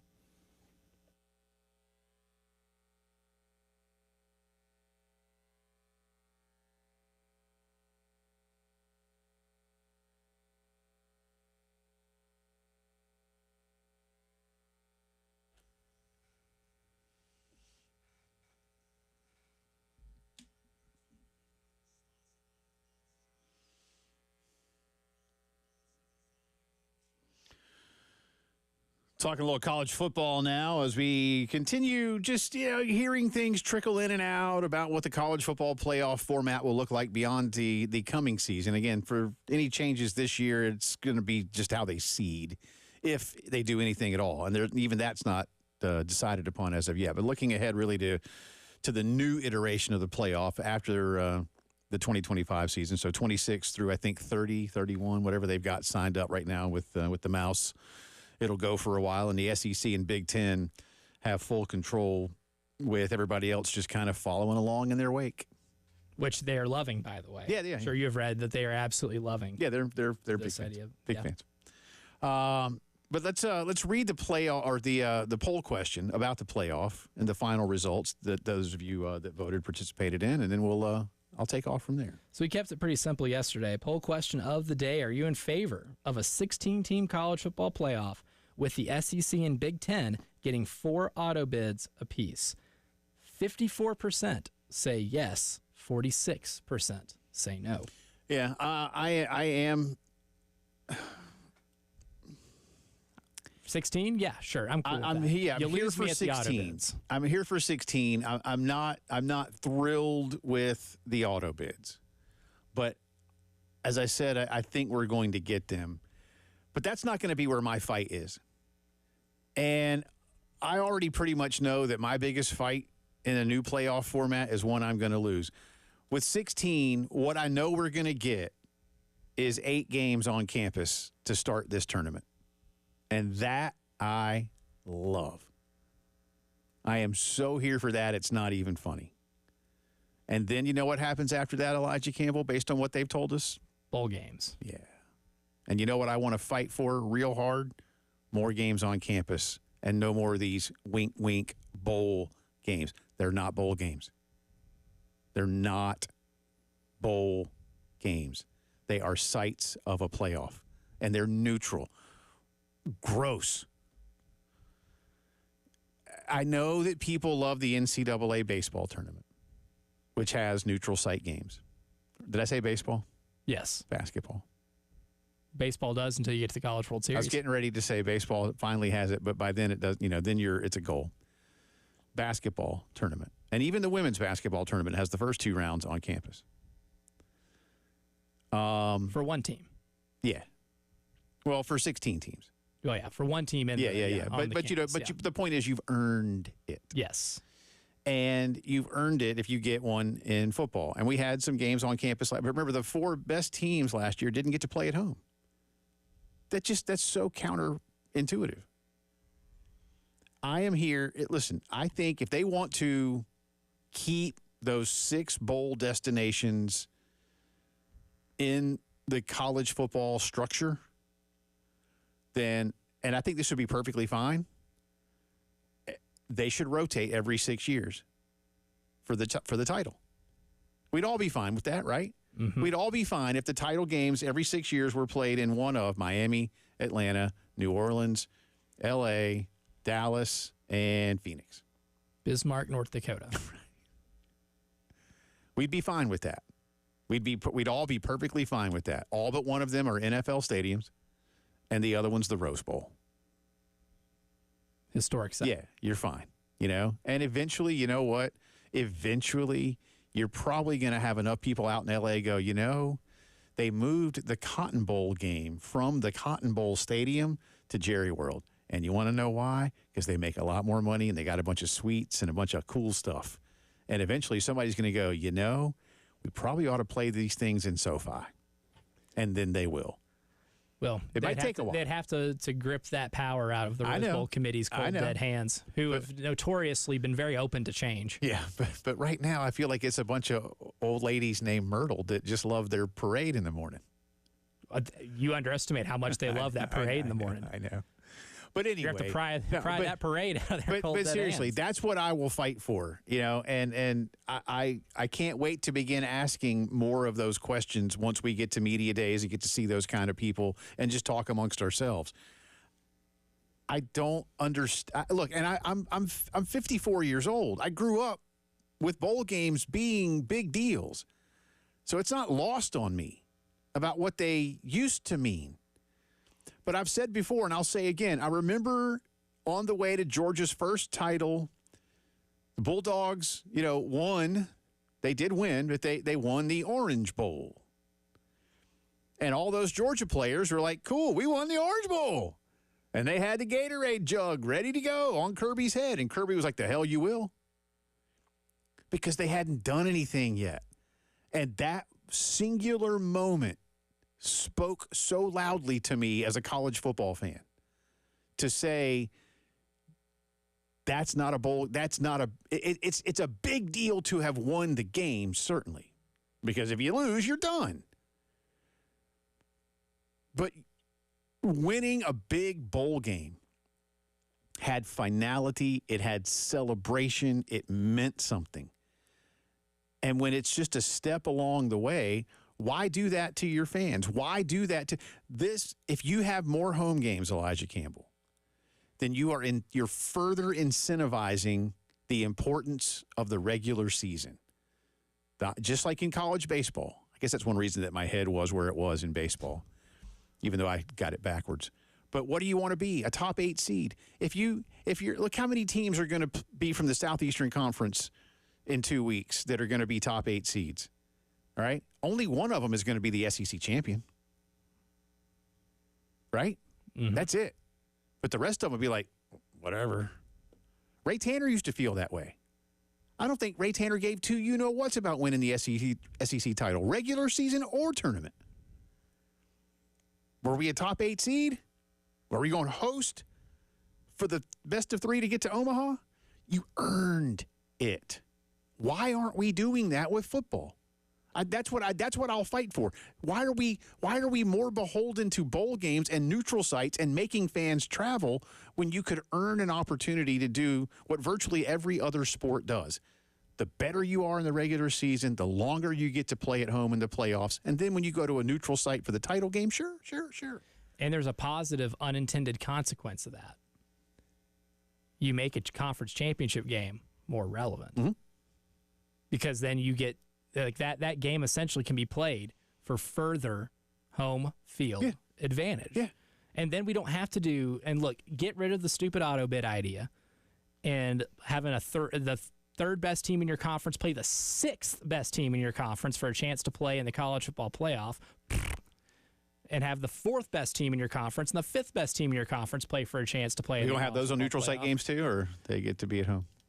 You could play them on Mars for all I care, as long as they don't count. I think that's just dumb to begin with. But you keep your conference championship game, which is a staple of the entire sport too, and that matters more. That makes that game matter more, right? Because, we talked about how this past year's SEC championship game might have lost some juice because both teams knew they were going to be in. Yeah. You're playing for seeding. Yeah. Well, what's more powerful than playing for seeding is by playing at home. Then you can And preserve ironically, it was the loser games. of that game that got a home game in the playoffs. Yes. Georgia didn't get a home game, and then Georgia ended up losing. Remember, none of those first 4 had a home game. And they all lost. I don't know if that matters or not. Maybe it does, maybe it doesn't, but still. So I think that Georgia team loses to Notre Dame even if Carson Beck plays. Well, again, and Notre Dame's defense was fantastic that night. So was Georgia's. I keep coming back around to that. Both defenses that night were amazing. Remember, Notre Dame had the short field, very short field touchdown at the end of the first half and the kickoff return to start the third quarter. Otherwise, they didn't score either. Change the game. Yeah. But anyway, I'm just saying, home games. This is what we should be. If we're going to 16, we should have 8 games on campus to start, 4 games on campus the next week, 2 games on campus the third week, and then a 6-year rotation of the Big 6 bowls. And then the rest of the time, they can do whatever the hell they want to do in their bowl game. And you know what you can do after you lose in the playoff? You can still play one of those bowl games. Yeah, if they want you to go and you want to go. Because what's the difference between playing that bowl game at the end of the regular season as opposed to playing it after you've been knocked out of the postseason? I'm going to ask you a question. I'm serious. So I'm being a smart ass here, but I'm asking you a serious question. I'll answer it as a smart ass. How about that? At the end of the regular season, as a percentage, how many teams win their final game? Half. Which means half lose. But a lot of those teams that lost will go to a bowl game. Clemson went to the ACC title game and into the playoff. Did they lose their regular season finale? They did. They did. They did. What's the big deal about when you lose? Home games on campus, kids, in the playoffs. That's what we should be fighting for. Be right back.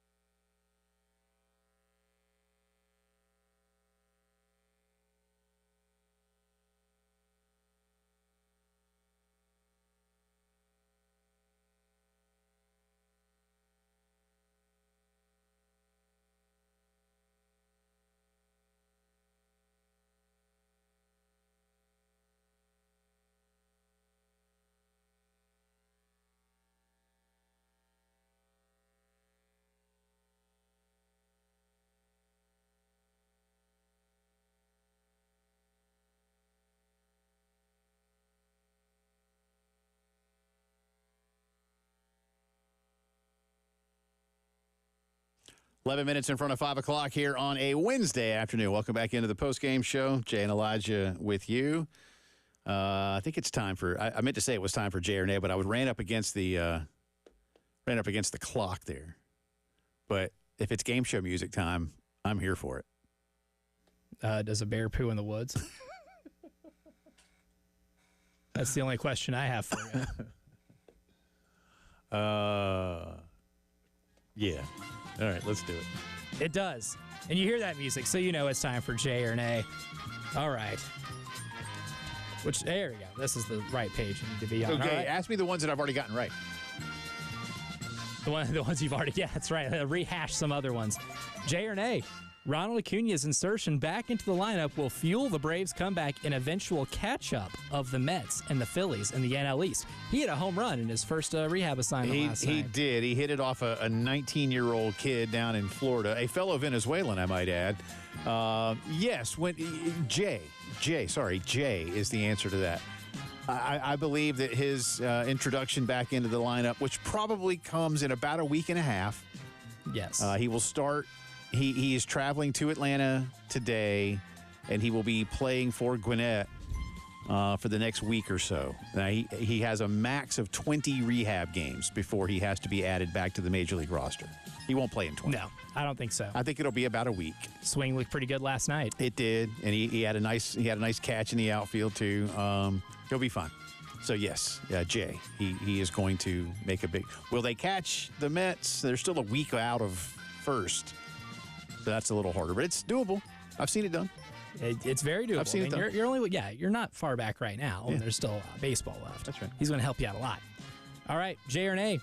This is going to be in relation to our buddy Mitch Light's appearance yesterday. Okay. Florida State is the best non-SEC team in college baseball. And to give you an idea, as at least to who the RPI values as the best non-SEC teams, it goes Oregon State, Florida State, UCLA, North Carolina, Coastal Carolina, Clemson. Yeah, Coastal beating Clemson the other day helped them a lot, didn't it? Coastal's projected to, to host a regional. Yeah.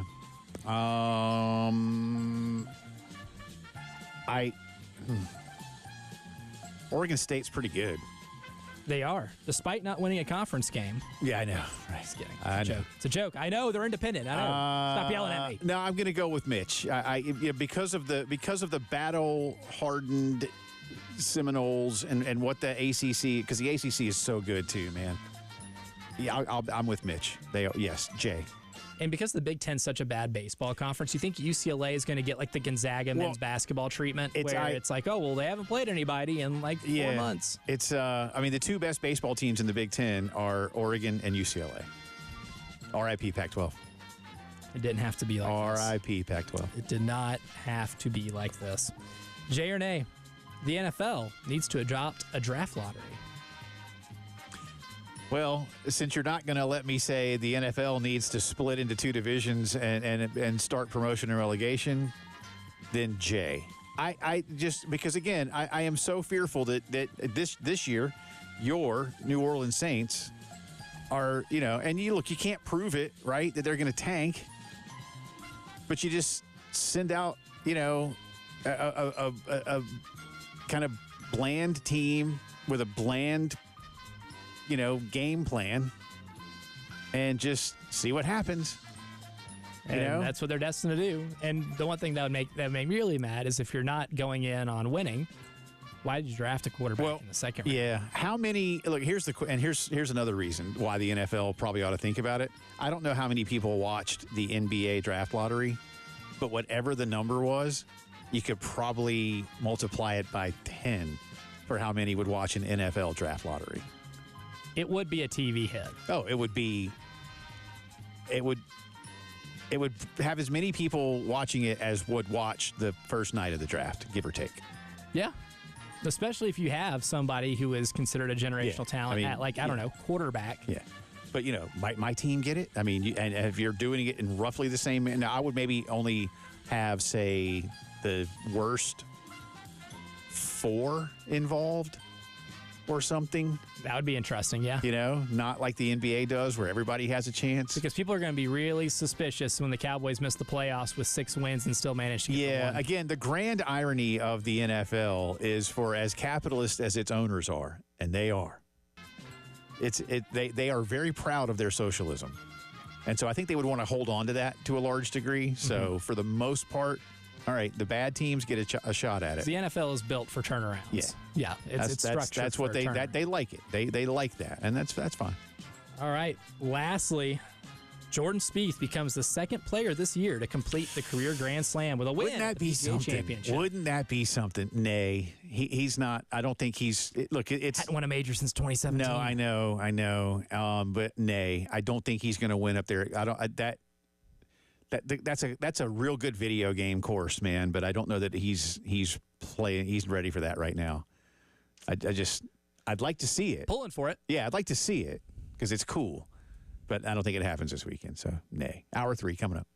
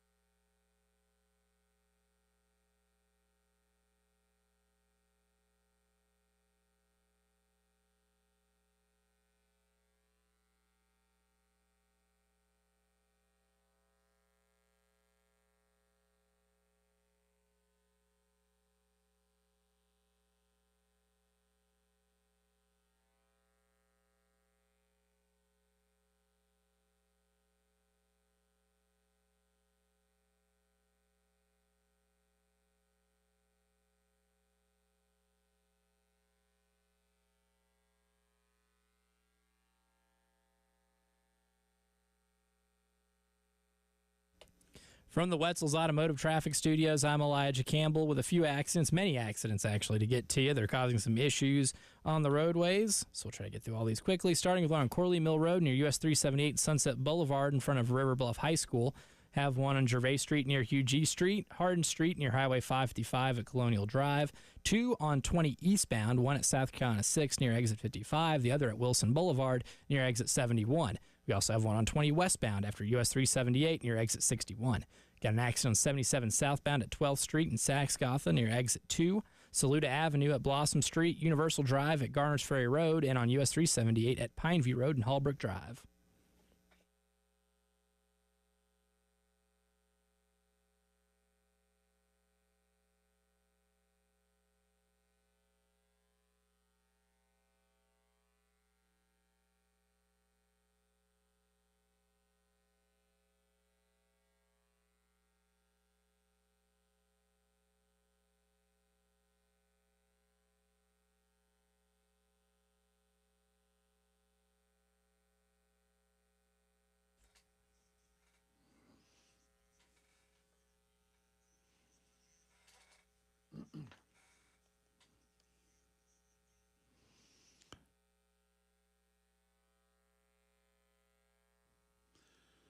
It is 5 o'clock news time on this Wednesday. Welcome back in. It's also the final hour of the Postgame Show alongside Elijah Campbell. I'm Jay Phillips. Appreciate you being with us. We've been busy today talking a lot of baseball, some college football things to get to. We'll get back around to those. But right now, let's start with the Gamecock baseball team who, left it late last night, down 3 to Winthrop, but scored 5 in the bottom of the 8th inning and held on for a 6-5 victory over Winthrop last night. Kennedy Jones began the rally with a double in the 8th. Evan Stone scored.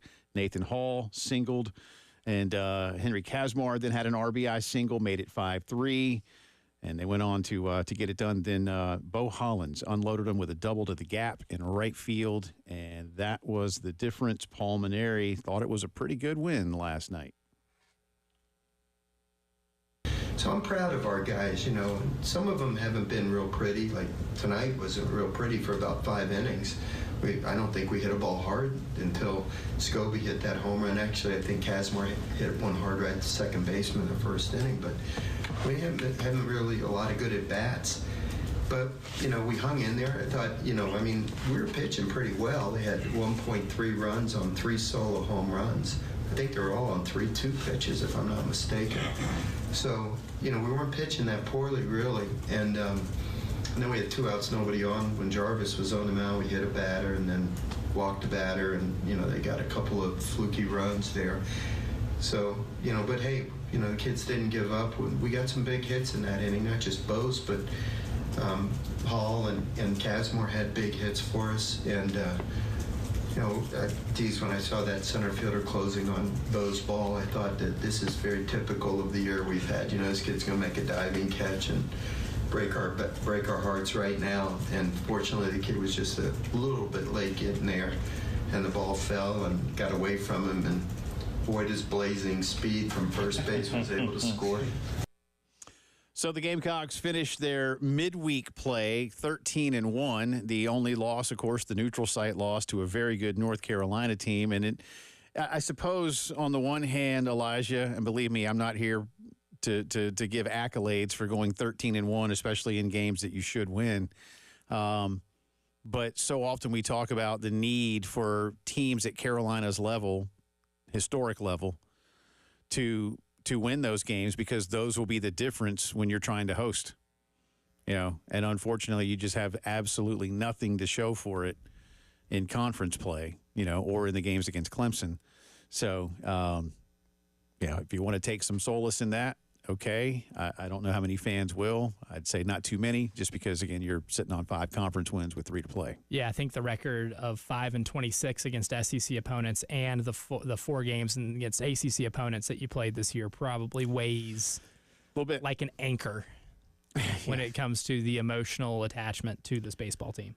Gamecocks and LSU tomorrow night, starting at 7 o'clock. We'll have a lot more on it tomorrow. They'll play again Friday at 7 and then Saturday afternoon to close out the regular season. And, again, everybody's doing the same thing Thursday through Saturday this week, and SEC play gives everybody an extra day of rest and a travel day to Hoover, and then we'll find out. And, again, just to remind you, the SEC baseball tournament is now the exact same format as the SEC basketball tournaments. Single elimination. Yeah, so best 4 have a couple of days off. Second 4 have a day off. The bottom 8. The bottom 8, if you will. Yeah. The last 8. Whatever. Duke it out on day 1. That's right. So we'll see how it goes. But Carolina LSU starting tomorrow. The Atlanta Braves got back to 5. Finally, 5th try. For the first time this year. That's right. On May 13th is 14th now, but they won on the 13th. They did. Atlanta Braves get back to 500. Boy, Spencer didn't do you any favors. Not that. No, well, not me. Not me, but he pitched all right. He pitched 7 innings last night. He did? But anyway, the Braves get to 21-21, which I know doesn't sound like a lot, but when you start 0-7, the Braves actually, since the 0-7 start, apparently the Braves have the second best record in baseball. Told you guys it wasn't going to be that bad. But they beat Washington last night, and the final score was 5-2. Yeah, my boy Spencer Schwellenbach got the win, but we had him as part of our new contest. Mm-hmm. And Spencer was averaging like a shade under a strikeout per inning. Like it was, I think he had pitched like 48 innings and had 46 strikeouts or something like that before last night. Mm-hmm. And we had an over/under question on 5.5 strikeouts. And I was like, yeah, he'll go 6, and he'll get a strikeout an Against inning. the Nationals, it seems. And then in the second inning, I think he had 2 strikeouts and was on his way to a third, whatever. And then he didn't have another strikeout the rest of the way. So a lot of ground balls last night. I don't care how they win. You just care how just win. You care that they win, but you also it would benefit you. They would have, I suppose. At some point, that's going to matter. Like if I, get publicly flogged later, that's going to be an unfortunate one.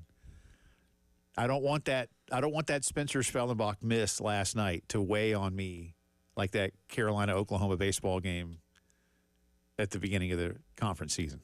That weighed on you pretty heavy. Yeah, I don't want that one. That just seemed to sit there the whole time. Braves and Nats again tonight. Game 3 of 4. Bryce Elder on the hill for Atlanta, 2-2 with a 4.97. Mitchell Parker, lefty for Washington, 3-3 with a 3.97. And also last night, and Elijah mentioned this earlier, Ronald Acuna in his rehab assignment down in basically extended spring training did hit a home run. He will now be moving up to play for Gwinnett, the Braves AAA team in the metro area. And I'm guessing, and there's no report on this yet, I'm guessing that Ronald is back with the team when they host San Diego a week from Friday. That would be the right time probably to bring him back. They go to Boston and then Washington again next week. I see him hanging around Atlanta, and I don't know where the Stripers are playing next week, if they're in Gwinnett or not. I think they'll be at a ballpark. They will be at a ballpark, but I could see him back inserted into the lineup when the Braves play the Padres in 9 days. That's my guess. That would be a good time for him to come back, Yeah. because you know what the Padres do really well? Win. They hit They play the ball. baseball. Yeah. Yeah, they play pitch. baseball well. They do. They do a lot of the good stuff. Continuing our integrated media headlines of the day, a couple of notes from the schedule releases around the National Football League. Dallas Cowboys will visit Washington, and Detroit will be at Minnesota on Christmas Day. So you get Dallas, Washington on Christmas. We also found out that on Thanksgiving, the Dallas Cowboys will be hosting the Kansas City Chiefs. That's pretty good. That's Thanksgiving the 4 o'clock Thanksgiving game. That's the nap Thanksgiving game, Well, which means you might not have to be the nap Thanksgiving game. You might have to plan how much you eat and, gluttonize beforehand. Well, I know Mrs. Phillips will be ready for that one as a rabid Cowboy fan, and then my girls all like Taylor Swift, so they like the Chiefs. I kid. Well, sort of. Anyway, serious question, okay? Serious question. Will that Cowboys-Chiefs game become the most watched regular season game in the history of the National Football League? I think that thing's going to do NFC, AFC title game numbers, which is typically in the 45 to 50 million range. I think it's going to be. I do. It'll flirt with it. Yeah, it's going to be big, man. I'd go nay.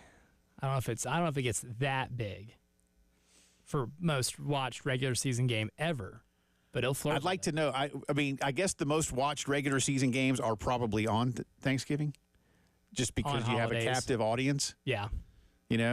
Maybe some select Sunday with a big game that means something between big teams for a playoff spot or some such. Like Cowboys Steelers did. But you just have so many casuals. Yeah. You just have so many casuals on Thanksgiving. Makes you wonder why they didn't do this before. Well, you're not just learning that Patrick Mahomes is really good. You're not just learning that Travis Kelce and Taylor Swift are I'll in tell you why cahoots. I'll tell you why they finally did it. Clark Hunt, the Hunt family that owns the Chiefs, most of you might not know this. They live, wait for it, in Dallas. And so he probably was like, hey, Raj, the wife wants to have the kids at the house, but we'd like to have the Chiefs come down here for Thanksgiving. We're going to have the whole team at the house, and then we're going to go to the game. Why don't y'all make that happen for me, okay? So they finally did it. That's what they did. But did you know that? I did not know that they lived in Dallas. They live now. They're in Kansas City a lot, but they live in Dallas. Yeah. Always had. They used to be. That was the old Dallas Texans. I wish that was a rule where you had to live. In your if you're to own a team, if you're the majority owner, you have to live. Live in your town. Yeah. Yeah. Where does David Tepper live? Does he? He I don't think he lives in Charlotte. At least not that I know of. I don't know. But I think you should have to live in the town. Yeah. I bet the Rooneys live in Pittsburgh. I bet they do. And I bet the Fords live in Detroit. I bet they live in the stadium, dude. Like, not just Pittsburgh. They probably live at that big ketchup bottle. It's like Walt Disney, in the original castle or somewhere over in, like, the California Disneyland. He built an apartment for him. Yeah. Yeah, like. That's what you should do. Yeah, like, I'm going to live here. I don't know. I think he still had a mansion someplace, but nevertheless. But there you go. So this full schedule release tonight. I'm sure we'll talk more about it tomorrow. Christmas Day also will see my Denver Broncos traveling to the aforementioned Kansas City Chiefs. That'd be a good game. I hope it will be by then. I think the Broncos will be good. I hope so. AFC West will probably be the best division of football. I think it is. I think the Raiders have improved, and the other three made the playoffs last year. So I think I do. My Broncos got back to 10 wins in a playoff game. That's good. It's good. You had the appetite for it. You were starving. Step at a time. Starving for a playoff. Well, dude, it had been 10 years. I was getting ready to say something that I can't say. What is that? What it's a bad word. I was going to say a bad word. I won't tell anybody. No, I can't do it. It's just us in the room right now. Full schedule release later. And Elijah is hoping that he's got one particular weekend where his Saints are at home. Yeah. I pay zero attention to the schedule release every year, but for this year, because the Gamecocks will be playing in Baton Rouge on October 11th, my girlfriend's an LSU grad, so she'll be making the trip with me to see some friends and to kind of show me around her old stomping grounds. I have never seen my favorite team play in their home stadium. I've been to the Superdome. I've been to a Sugar Bowl. Right. I have seen the New Orleans Saints play at 3 different NFL venues. I have never seen them play in the Superdome. So I am on pins and needles here and hoping that they are playing a home game on Sunday, October 12th. Well, you will find out in about 3 hours. So that's what I'm watching for. That's the only emotional investment that I'm going to have in the schedule release. That's good. That's good. We'll see. Speaking of the NFL, real quick here, Derrick Henry and the Ravens agreed to a $30 million extension, just a 2-year deal. I mean, way to go, Derrick Henry. He's 31 years old, keeps him off the free agent market. It is the largest deal in the league's history for a running back over the age of 30. So there you go. I mean, if somebody's going to make history in that regard of making a lot of money as a running back over 30, it's certainly the guy who has broken all of the conventional running back usage laws that we've come to abiding by. Well, last year he set the league record for the most yards by a running back over 30 with 1,921. He was great last year. The curse of 270 is a real thing, and he has just completely broken that. He is. I mean, that's a good one. I like that team, man. I like that team. I feel like I've picked them to win the Super Bowl. I have too. I know I have a couple times. I might do it again this year. I might too. I might do it again. I like that I may team. never learn this lesson. I know. I may never. I know. But there's so many reasons to like them. They're good enough to win the Super Bowl. Every year. It's just that's how hard it is. But they are definitely good enough. But this makes him a little bit better, and he will be engaged. That's our integrated media headlines of the day. Come back on the other side with more thoughts around the Gamecocks, including one sportsbook's look at over-under totals. What do you think of what they have the Gamecocks posted at? Now, again, not a prediction, but we'll see what we think about that when the postgame show returns.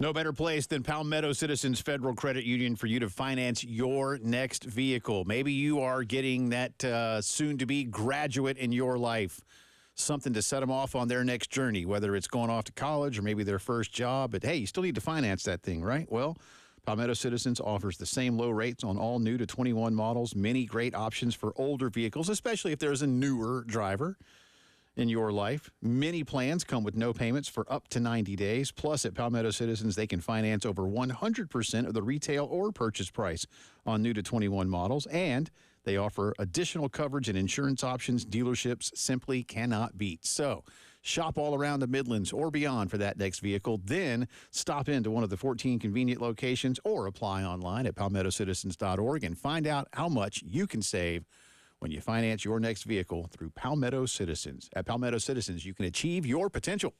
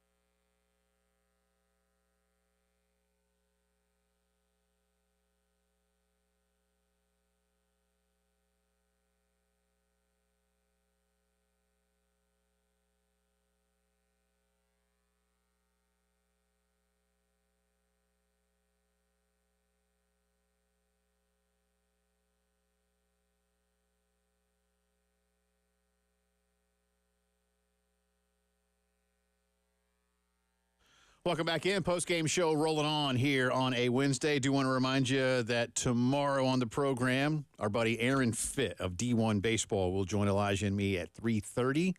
We'll talk with Aaron about the state of affairs of Carolina baseball, and then we'll get his take as well on the, just how the regular season has gone across the conference. Look ahead to some of his projections for the national scene with conference tournaments underway next week.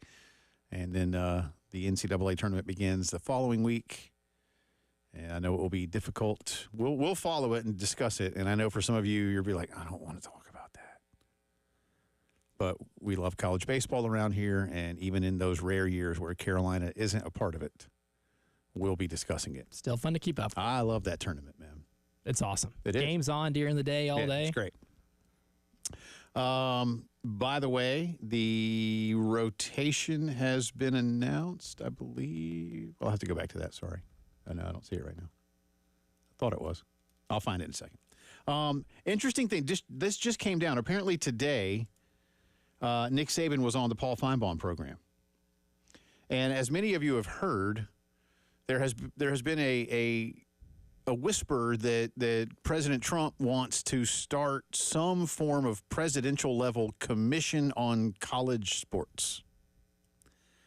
So Paul asked Coach Saban about that today, and the answer was, quote, "I don't know a lot about the commission, first of all. Second of all, I don't think we really need a commission." Because we don't. No, we don't. But, I mean, like, Nick, good luck going back to the president with that kind of answer. But no, we don't. Well, here's the thing, too. We don't need a commission.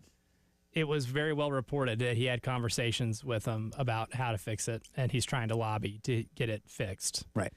Don't complain about the commission that has now been floated, the idea of a commission that's been floated out there, if you lobbied for assistance.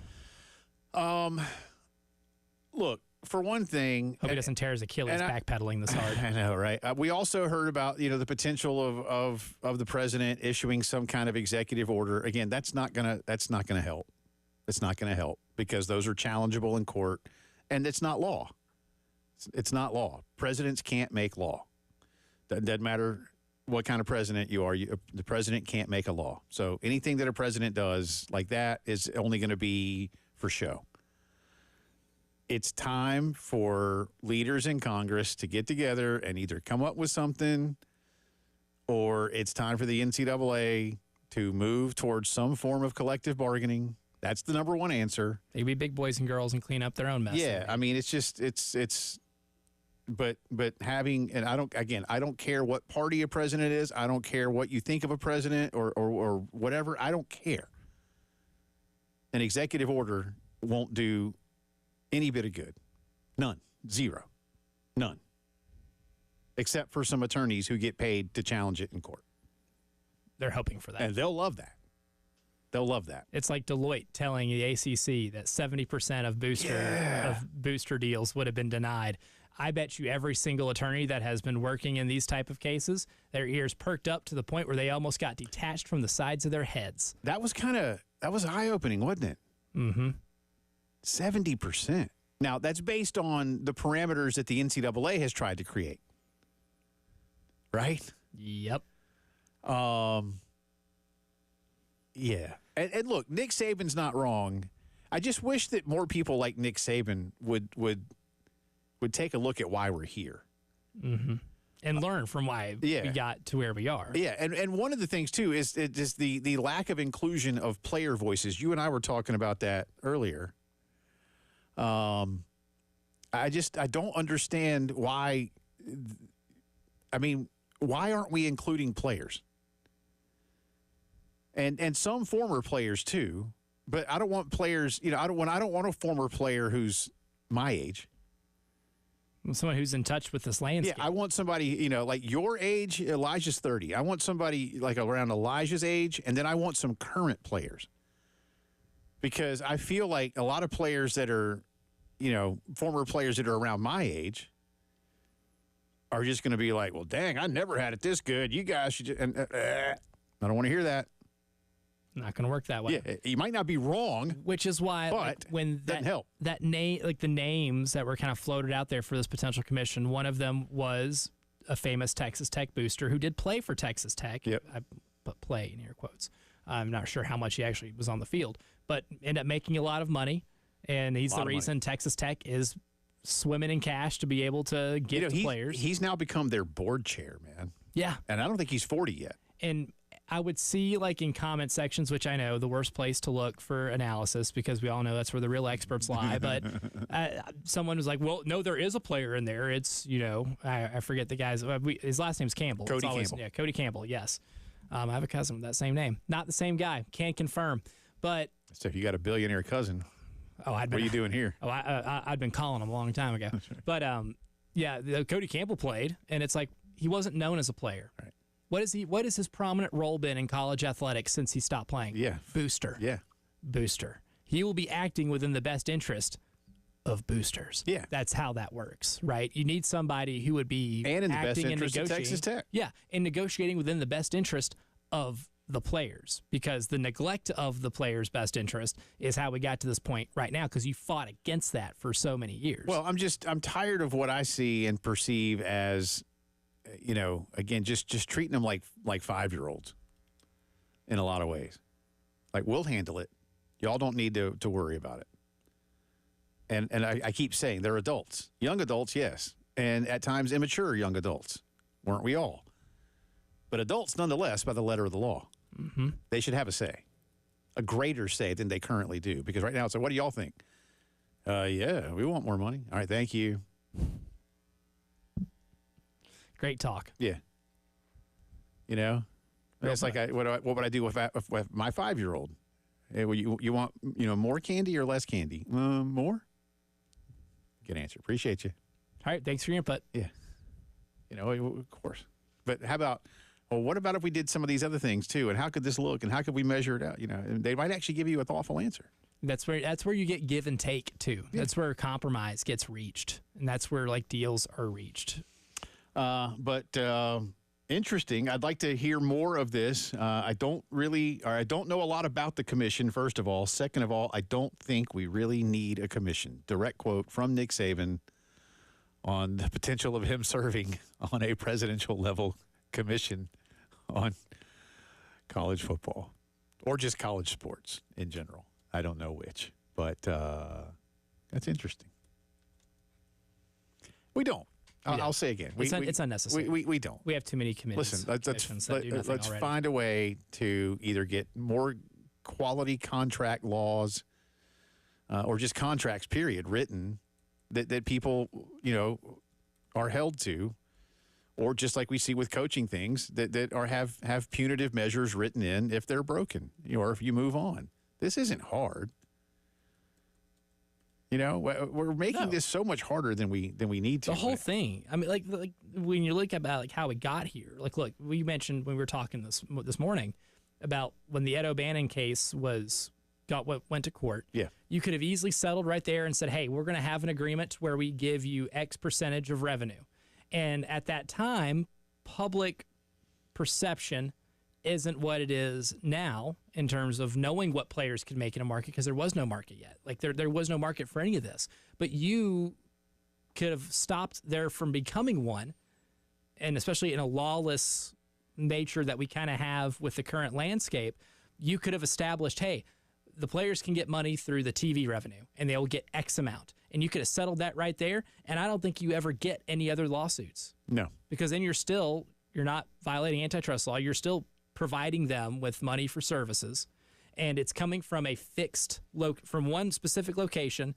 It oftentimes could be even a fixed income. Mm-hmm. And then you can say, hey, if there's other deals you would like to have, then you could be more harsh on what is a real NIL deal and what is not, because you have grounds to stand on, because you're already providing them money through your TV revenue.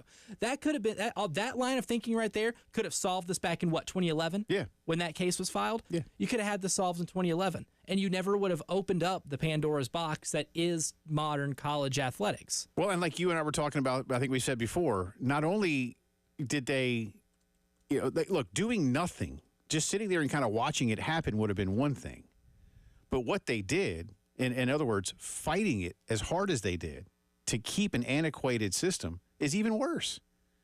Because we've seen how badly they've been beaten in court case after court case. Again, including, I know we say it a lot, but including, amongst many other defeats, a 9-0 defeat in a very divided United States Supreme Court. Oh, the Supreme Court was passing on 4th and 10 with up 35 with a minute left. That's what happened. Yeah, and then they scored on that play, and then they did an onside kick. And went for 2 before that. That's right. All right, Drive Around the SEC is next, including those over-under totals. Be right back.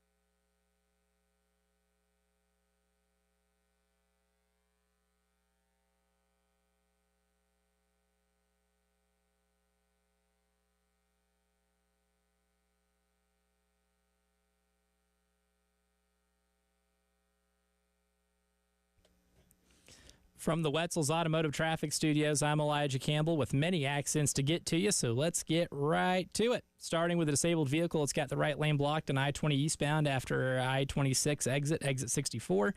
We also have an accident that's got the right lane blocked on 20 eastbound after Broad River Road near exit 65, and a disabled vehicle that has blocked the right lane on 20 westbound at Fairfield Road near exit 70. We also have accidents in Corley Mill Road near US 378 and Sunset Boulevard, Gervais Street near Hugh G. Street, Hardin Street near Highway 555 Colonial Drive, Highway 262 at US 378 near Garners Ferry Road, 20 westbound after US 378 near exit 61, 26 westbound at Sunset Boulevard near exit 110, Saluda Avenue at Blossom Street, US 176 at Broad River Road at Kennerly Road, and multiple others on US 378.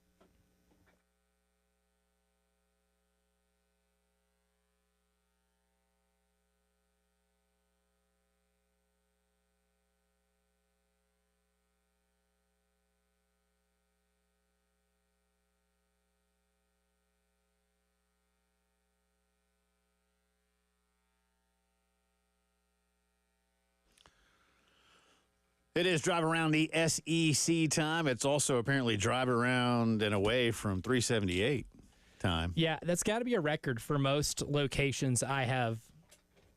I know you were running out of time there. Do you want to fill people in on the rest of those just so you can? Yeah, on 378 Pineview Road near Hallbrook Drive, Priceville Road at Bola Church Road. I definitely botched that. It's kind of my thing. But, no, I wasn't even able to get to all those. Okay. There's that many. Just stay away from 378. Yes, if you can. Yeah, and if you can't. Then pack your patience. Yeah, sorry. Drive around the SEC time, as we said. One quick basketball note. Oklahoma and Gonzaga have announced a game in Spokane on November the 8th. You like that? I love that.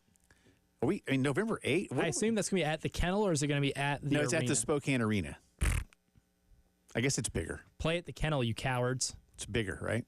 How many home games does Gonzaga play at the arena relative to their home gym? I mean, all the big non-conference games that they play in Spokane are at that arena. And I know it's to sell tickets, whatever, but play at the Kennel, you cowards. Well, here's the thing. It's like you don't remember this because you don't remember the heyday. So now I sound like old dude.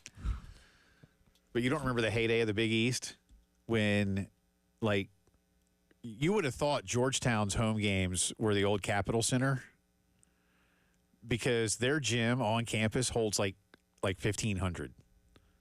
Oh, it's but they had to play, or like St. John's has a 1,500 gym out in Queens, but they played all their big games at the Garden. You had to, right? You had to. Nova, their big games were at the old Spectrum. They not as many perhaps, but like Nova still, right? They'll still play a few, but now they have a pretty good gym. They play a lot more. Maybe if not all of them. I don't know if they played. Yeah, I think they have. I think they played all of them at their new gym. Yeah. This year. Yeah. Or renovated gym. Renovated. Added some, yeah. And I still think it's kind of like Cameron. It's not huge. Right. But because Cameron holds what, like 9,000 something. And you mentioned Auburn even. Yeah. There's both of those are tiny arenas. Or the new pavilion at whatever they call it. They changed the name of it in Oxford. But it's also, small. The one in Texas. Yeah, Texas is the Moody Center. Tiny. Yeah. Built for loud noises. That's what the old Carolina Coliseum was, man. Built for loud noises. And not tiny, 12 and a half, but that place got loud, brother. Just being in there and looking at it and seeing how steep it is, I'm like, this place is built. It is so thick. It's just with 2 C's. Yeah.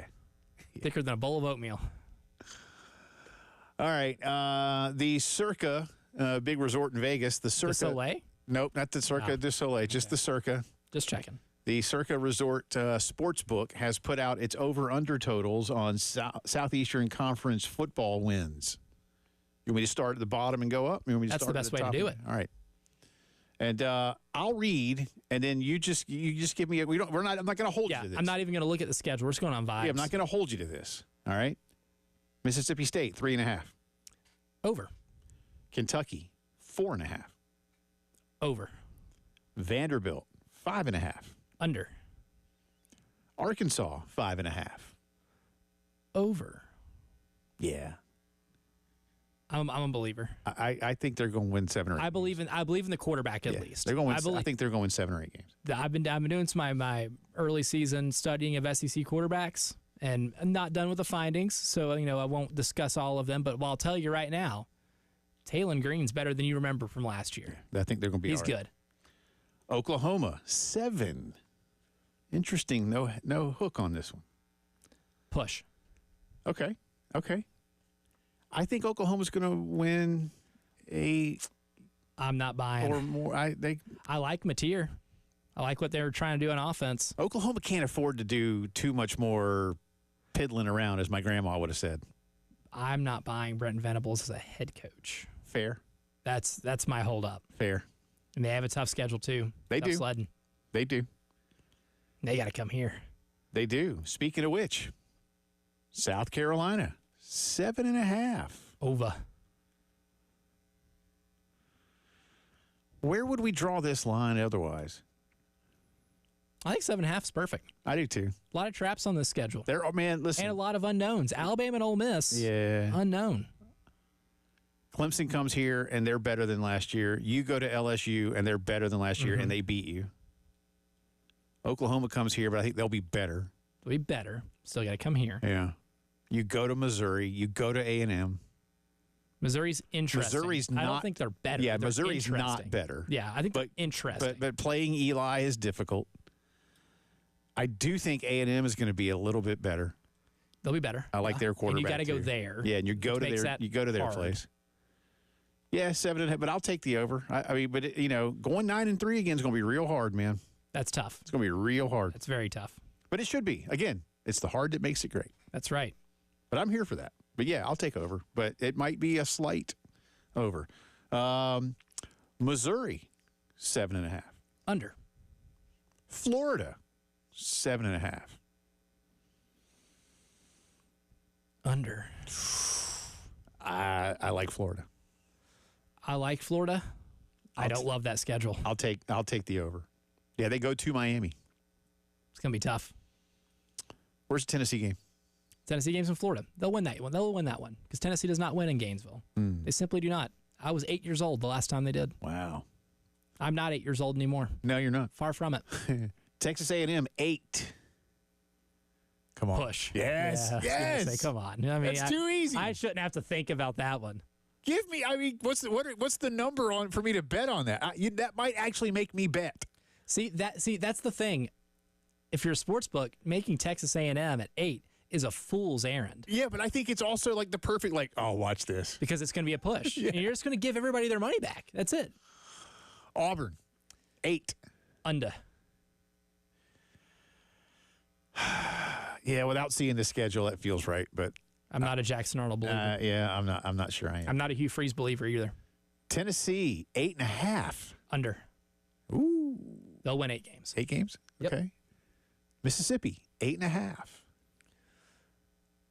Over. I think they win 9. Ooh. I think they're an 8-win team this year. They very well could be. Unknown. It's a big unknown. And now we get into the interesting ones. LSU, 8.5. Over. Yes. I feel very confident about that one. Texas, 9.5. Under. I think they go 9-3. I think they're going to, yeah. Georgia, 9.5. Over. Agreed. I might even be tempted to take Georgia at over 10.5. Georgia has Marshall this year. They were supposed to play Oklahoma. They're going to get killed in the summer when nobody thinks about it. Oh, look at Georgia scheduling Marshall. They didn't want to. They had Oklahoma scheduled. But then the conference said, hey, Oklahoma and Georgia, do us a solid. Pull that back, and we'll fix it later. And then you had to scramble. Marshall's a good opponent, but they were supposed to play Oklahoma. I wonder if Chad Pennington's son's still their quarterback. I don't know. And finally, Alabama, 9.5. Under. They go 9-3 again this year. Yeah, and there's another one. They can't afford to go 9-3 again this year. And I like Kalen DeBoer a lot. And he wins in his second year at his stops. But this is a different animal.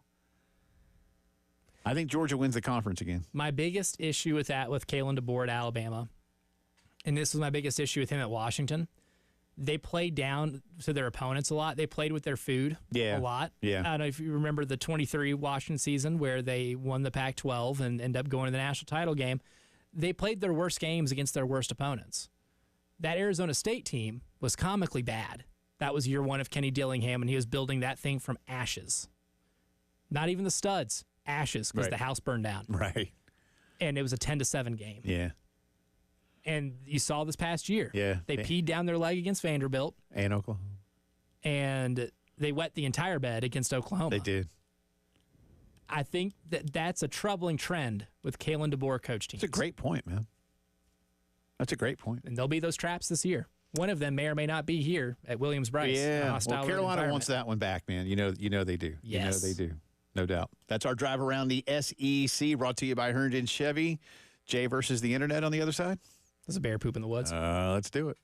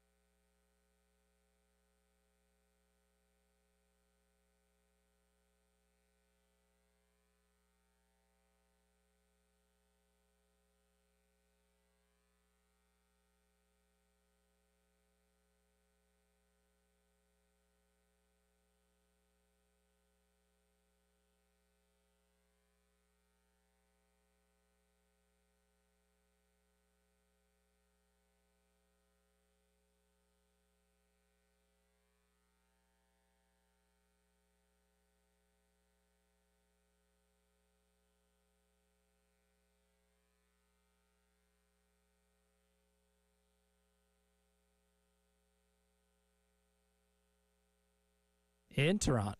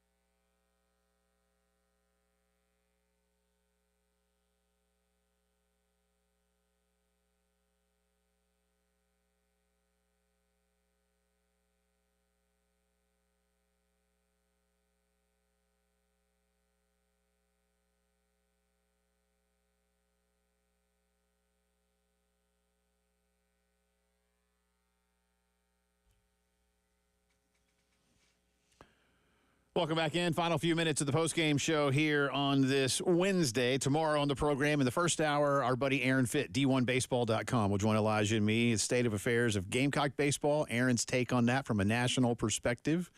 And then speaking of national perspective, just some of his thoughts going into the postseason. Obviously, we're in the final weekend of the regular season. Does he think 14 Southeastern Conference schools will make it? A&M probably has some work to do now after being humbled last weekend at home by Missouri. Still the funniest thing that's happened But in the college baseball season. But it might be. It just might be. So we'll see. But Aaron Fitt tomorrow at 3:30 right here on the program. In the meantime, it's time for the newest installment here on the postgame show. Elijah has come up with this one. And it doesn't sound as daunting as it is yet. Well, you're already a game behind.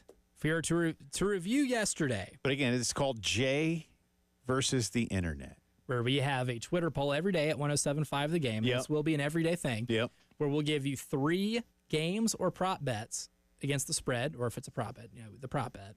And whoever wins that poll will represent the pick for the Internet. Yep. And Jay just has to pick against him. You're fighting against modern technology. That's right. The World Wide Web. That's right. You are the Luddite in this scenario. And yesterday, in our inaugural Jay versus the Internet segment, the Internet wins. They got you. It's rigged. It's 2-1. It's like the draft lottery, man. It's rigged. 2-1. rigged. The Internet said the Pacers would cover the 7.5. Well, you bought into Cleveland winning by more than Cleveland. 7.5. I just thought Cleveland would have one day to show up and say, "Oh yeah, we're really good. We're the 1 seed." Well, the Pacers said, I don't give a bleep what seed we are. Exactly. We're the Indiana Pacers, and I don't care that Reggie Miller I don't ain't blame walking through me that for door. that. I blame the Cleveland Cavaliers. By the way, did you see that Donovan Mitchell, like in a backhanded way, basically blamed the media? He said, y'all are going to write some nasty stuff. We're just going to use it as fuel. That's a big pet peeve of mine, buddy. The fuel should be getting bounced in the second round of the playoffs. Dude, the media didn't lose your game. And you know what? When you lose 4-1 and you're the 1 seed, you should have nasty stuff written about you because you blew it. Especially in the way that you lost game 4. So why is it your own loss a motivator? What if the local media in Cleveland said, "Hey, they were great"? Then what? Here's my thing. Yeah, You that lost leads 4-1. me to this. If your ultimate motivator is what the media says about you, then you're not going to be motivated when you win. Yeah. And then you're not going to win at a consistent level. Let's blame Loser the mentality. media. Loser mentality. Dude, go win a basketball game. The only shared win last night was you and the Internet both agreed the Nuggets were going to cover 9.5. Yeah, still lost, but They covered 9.5. they did. Close game. Yeah. And then the shared loss was Spencer Schwellenbach over under 5.5 strikeouts. You both picked over. He had 3 strikeouts. So today, Yep, here we go. we'll have you pick first because you're behind. Okay, thank you. The Timberwolves have a chance to close out the Warriors They tonight. do. They're 10.5-point favorites. No Steph Curry. Who you got? And this game is in San Francisco? It is in Minnesota. Oh, it's back in Minnesota. 10.5, no Steph. Warriors are kind of limping, man. They can play defense, though. 10.5 is a lot of points. It's a lot of points. Oh, jeez. Dubs to cover. All right. That allows us some intrigue because in a very close, I mean, if they lose by 8.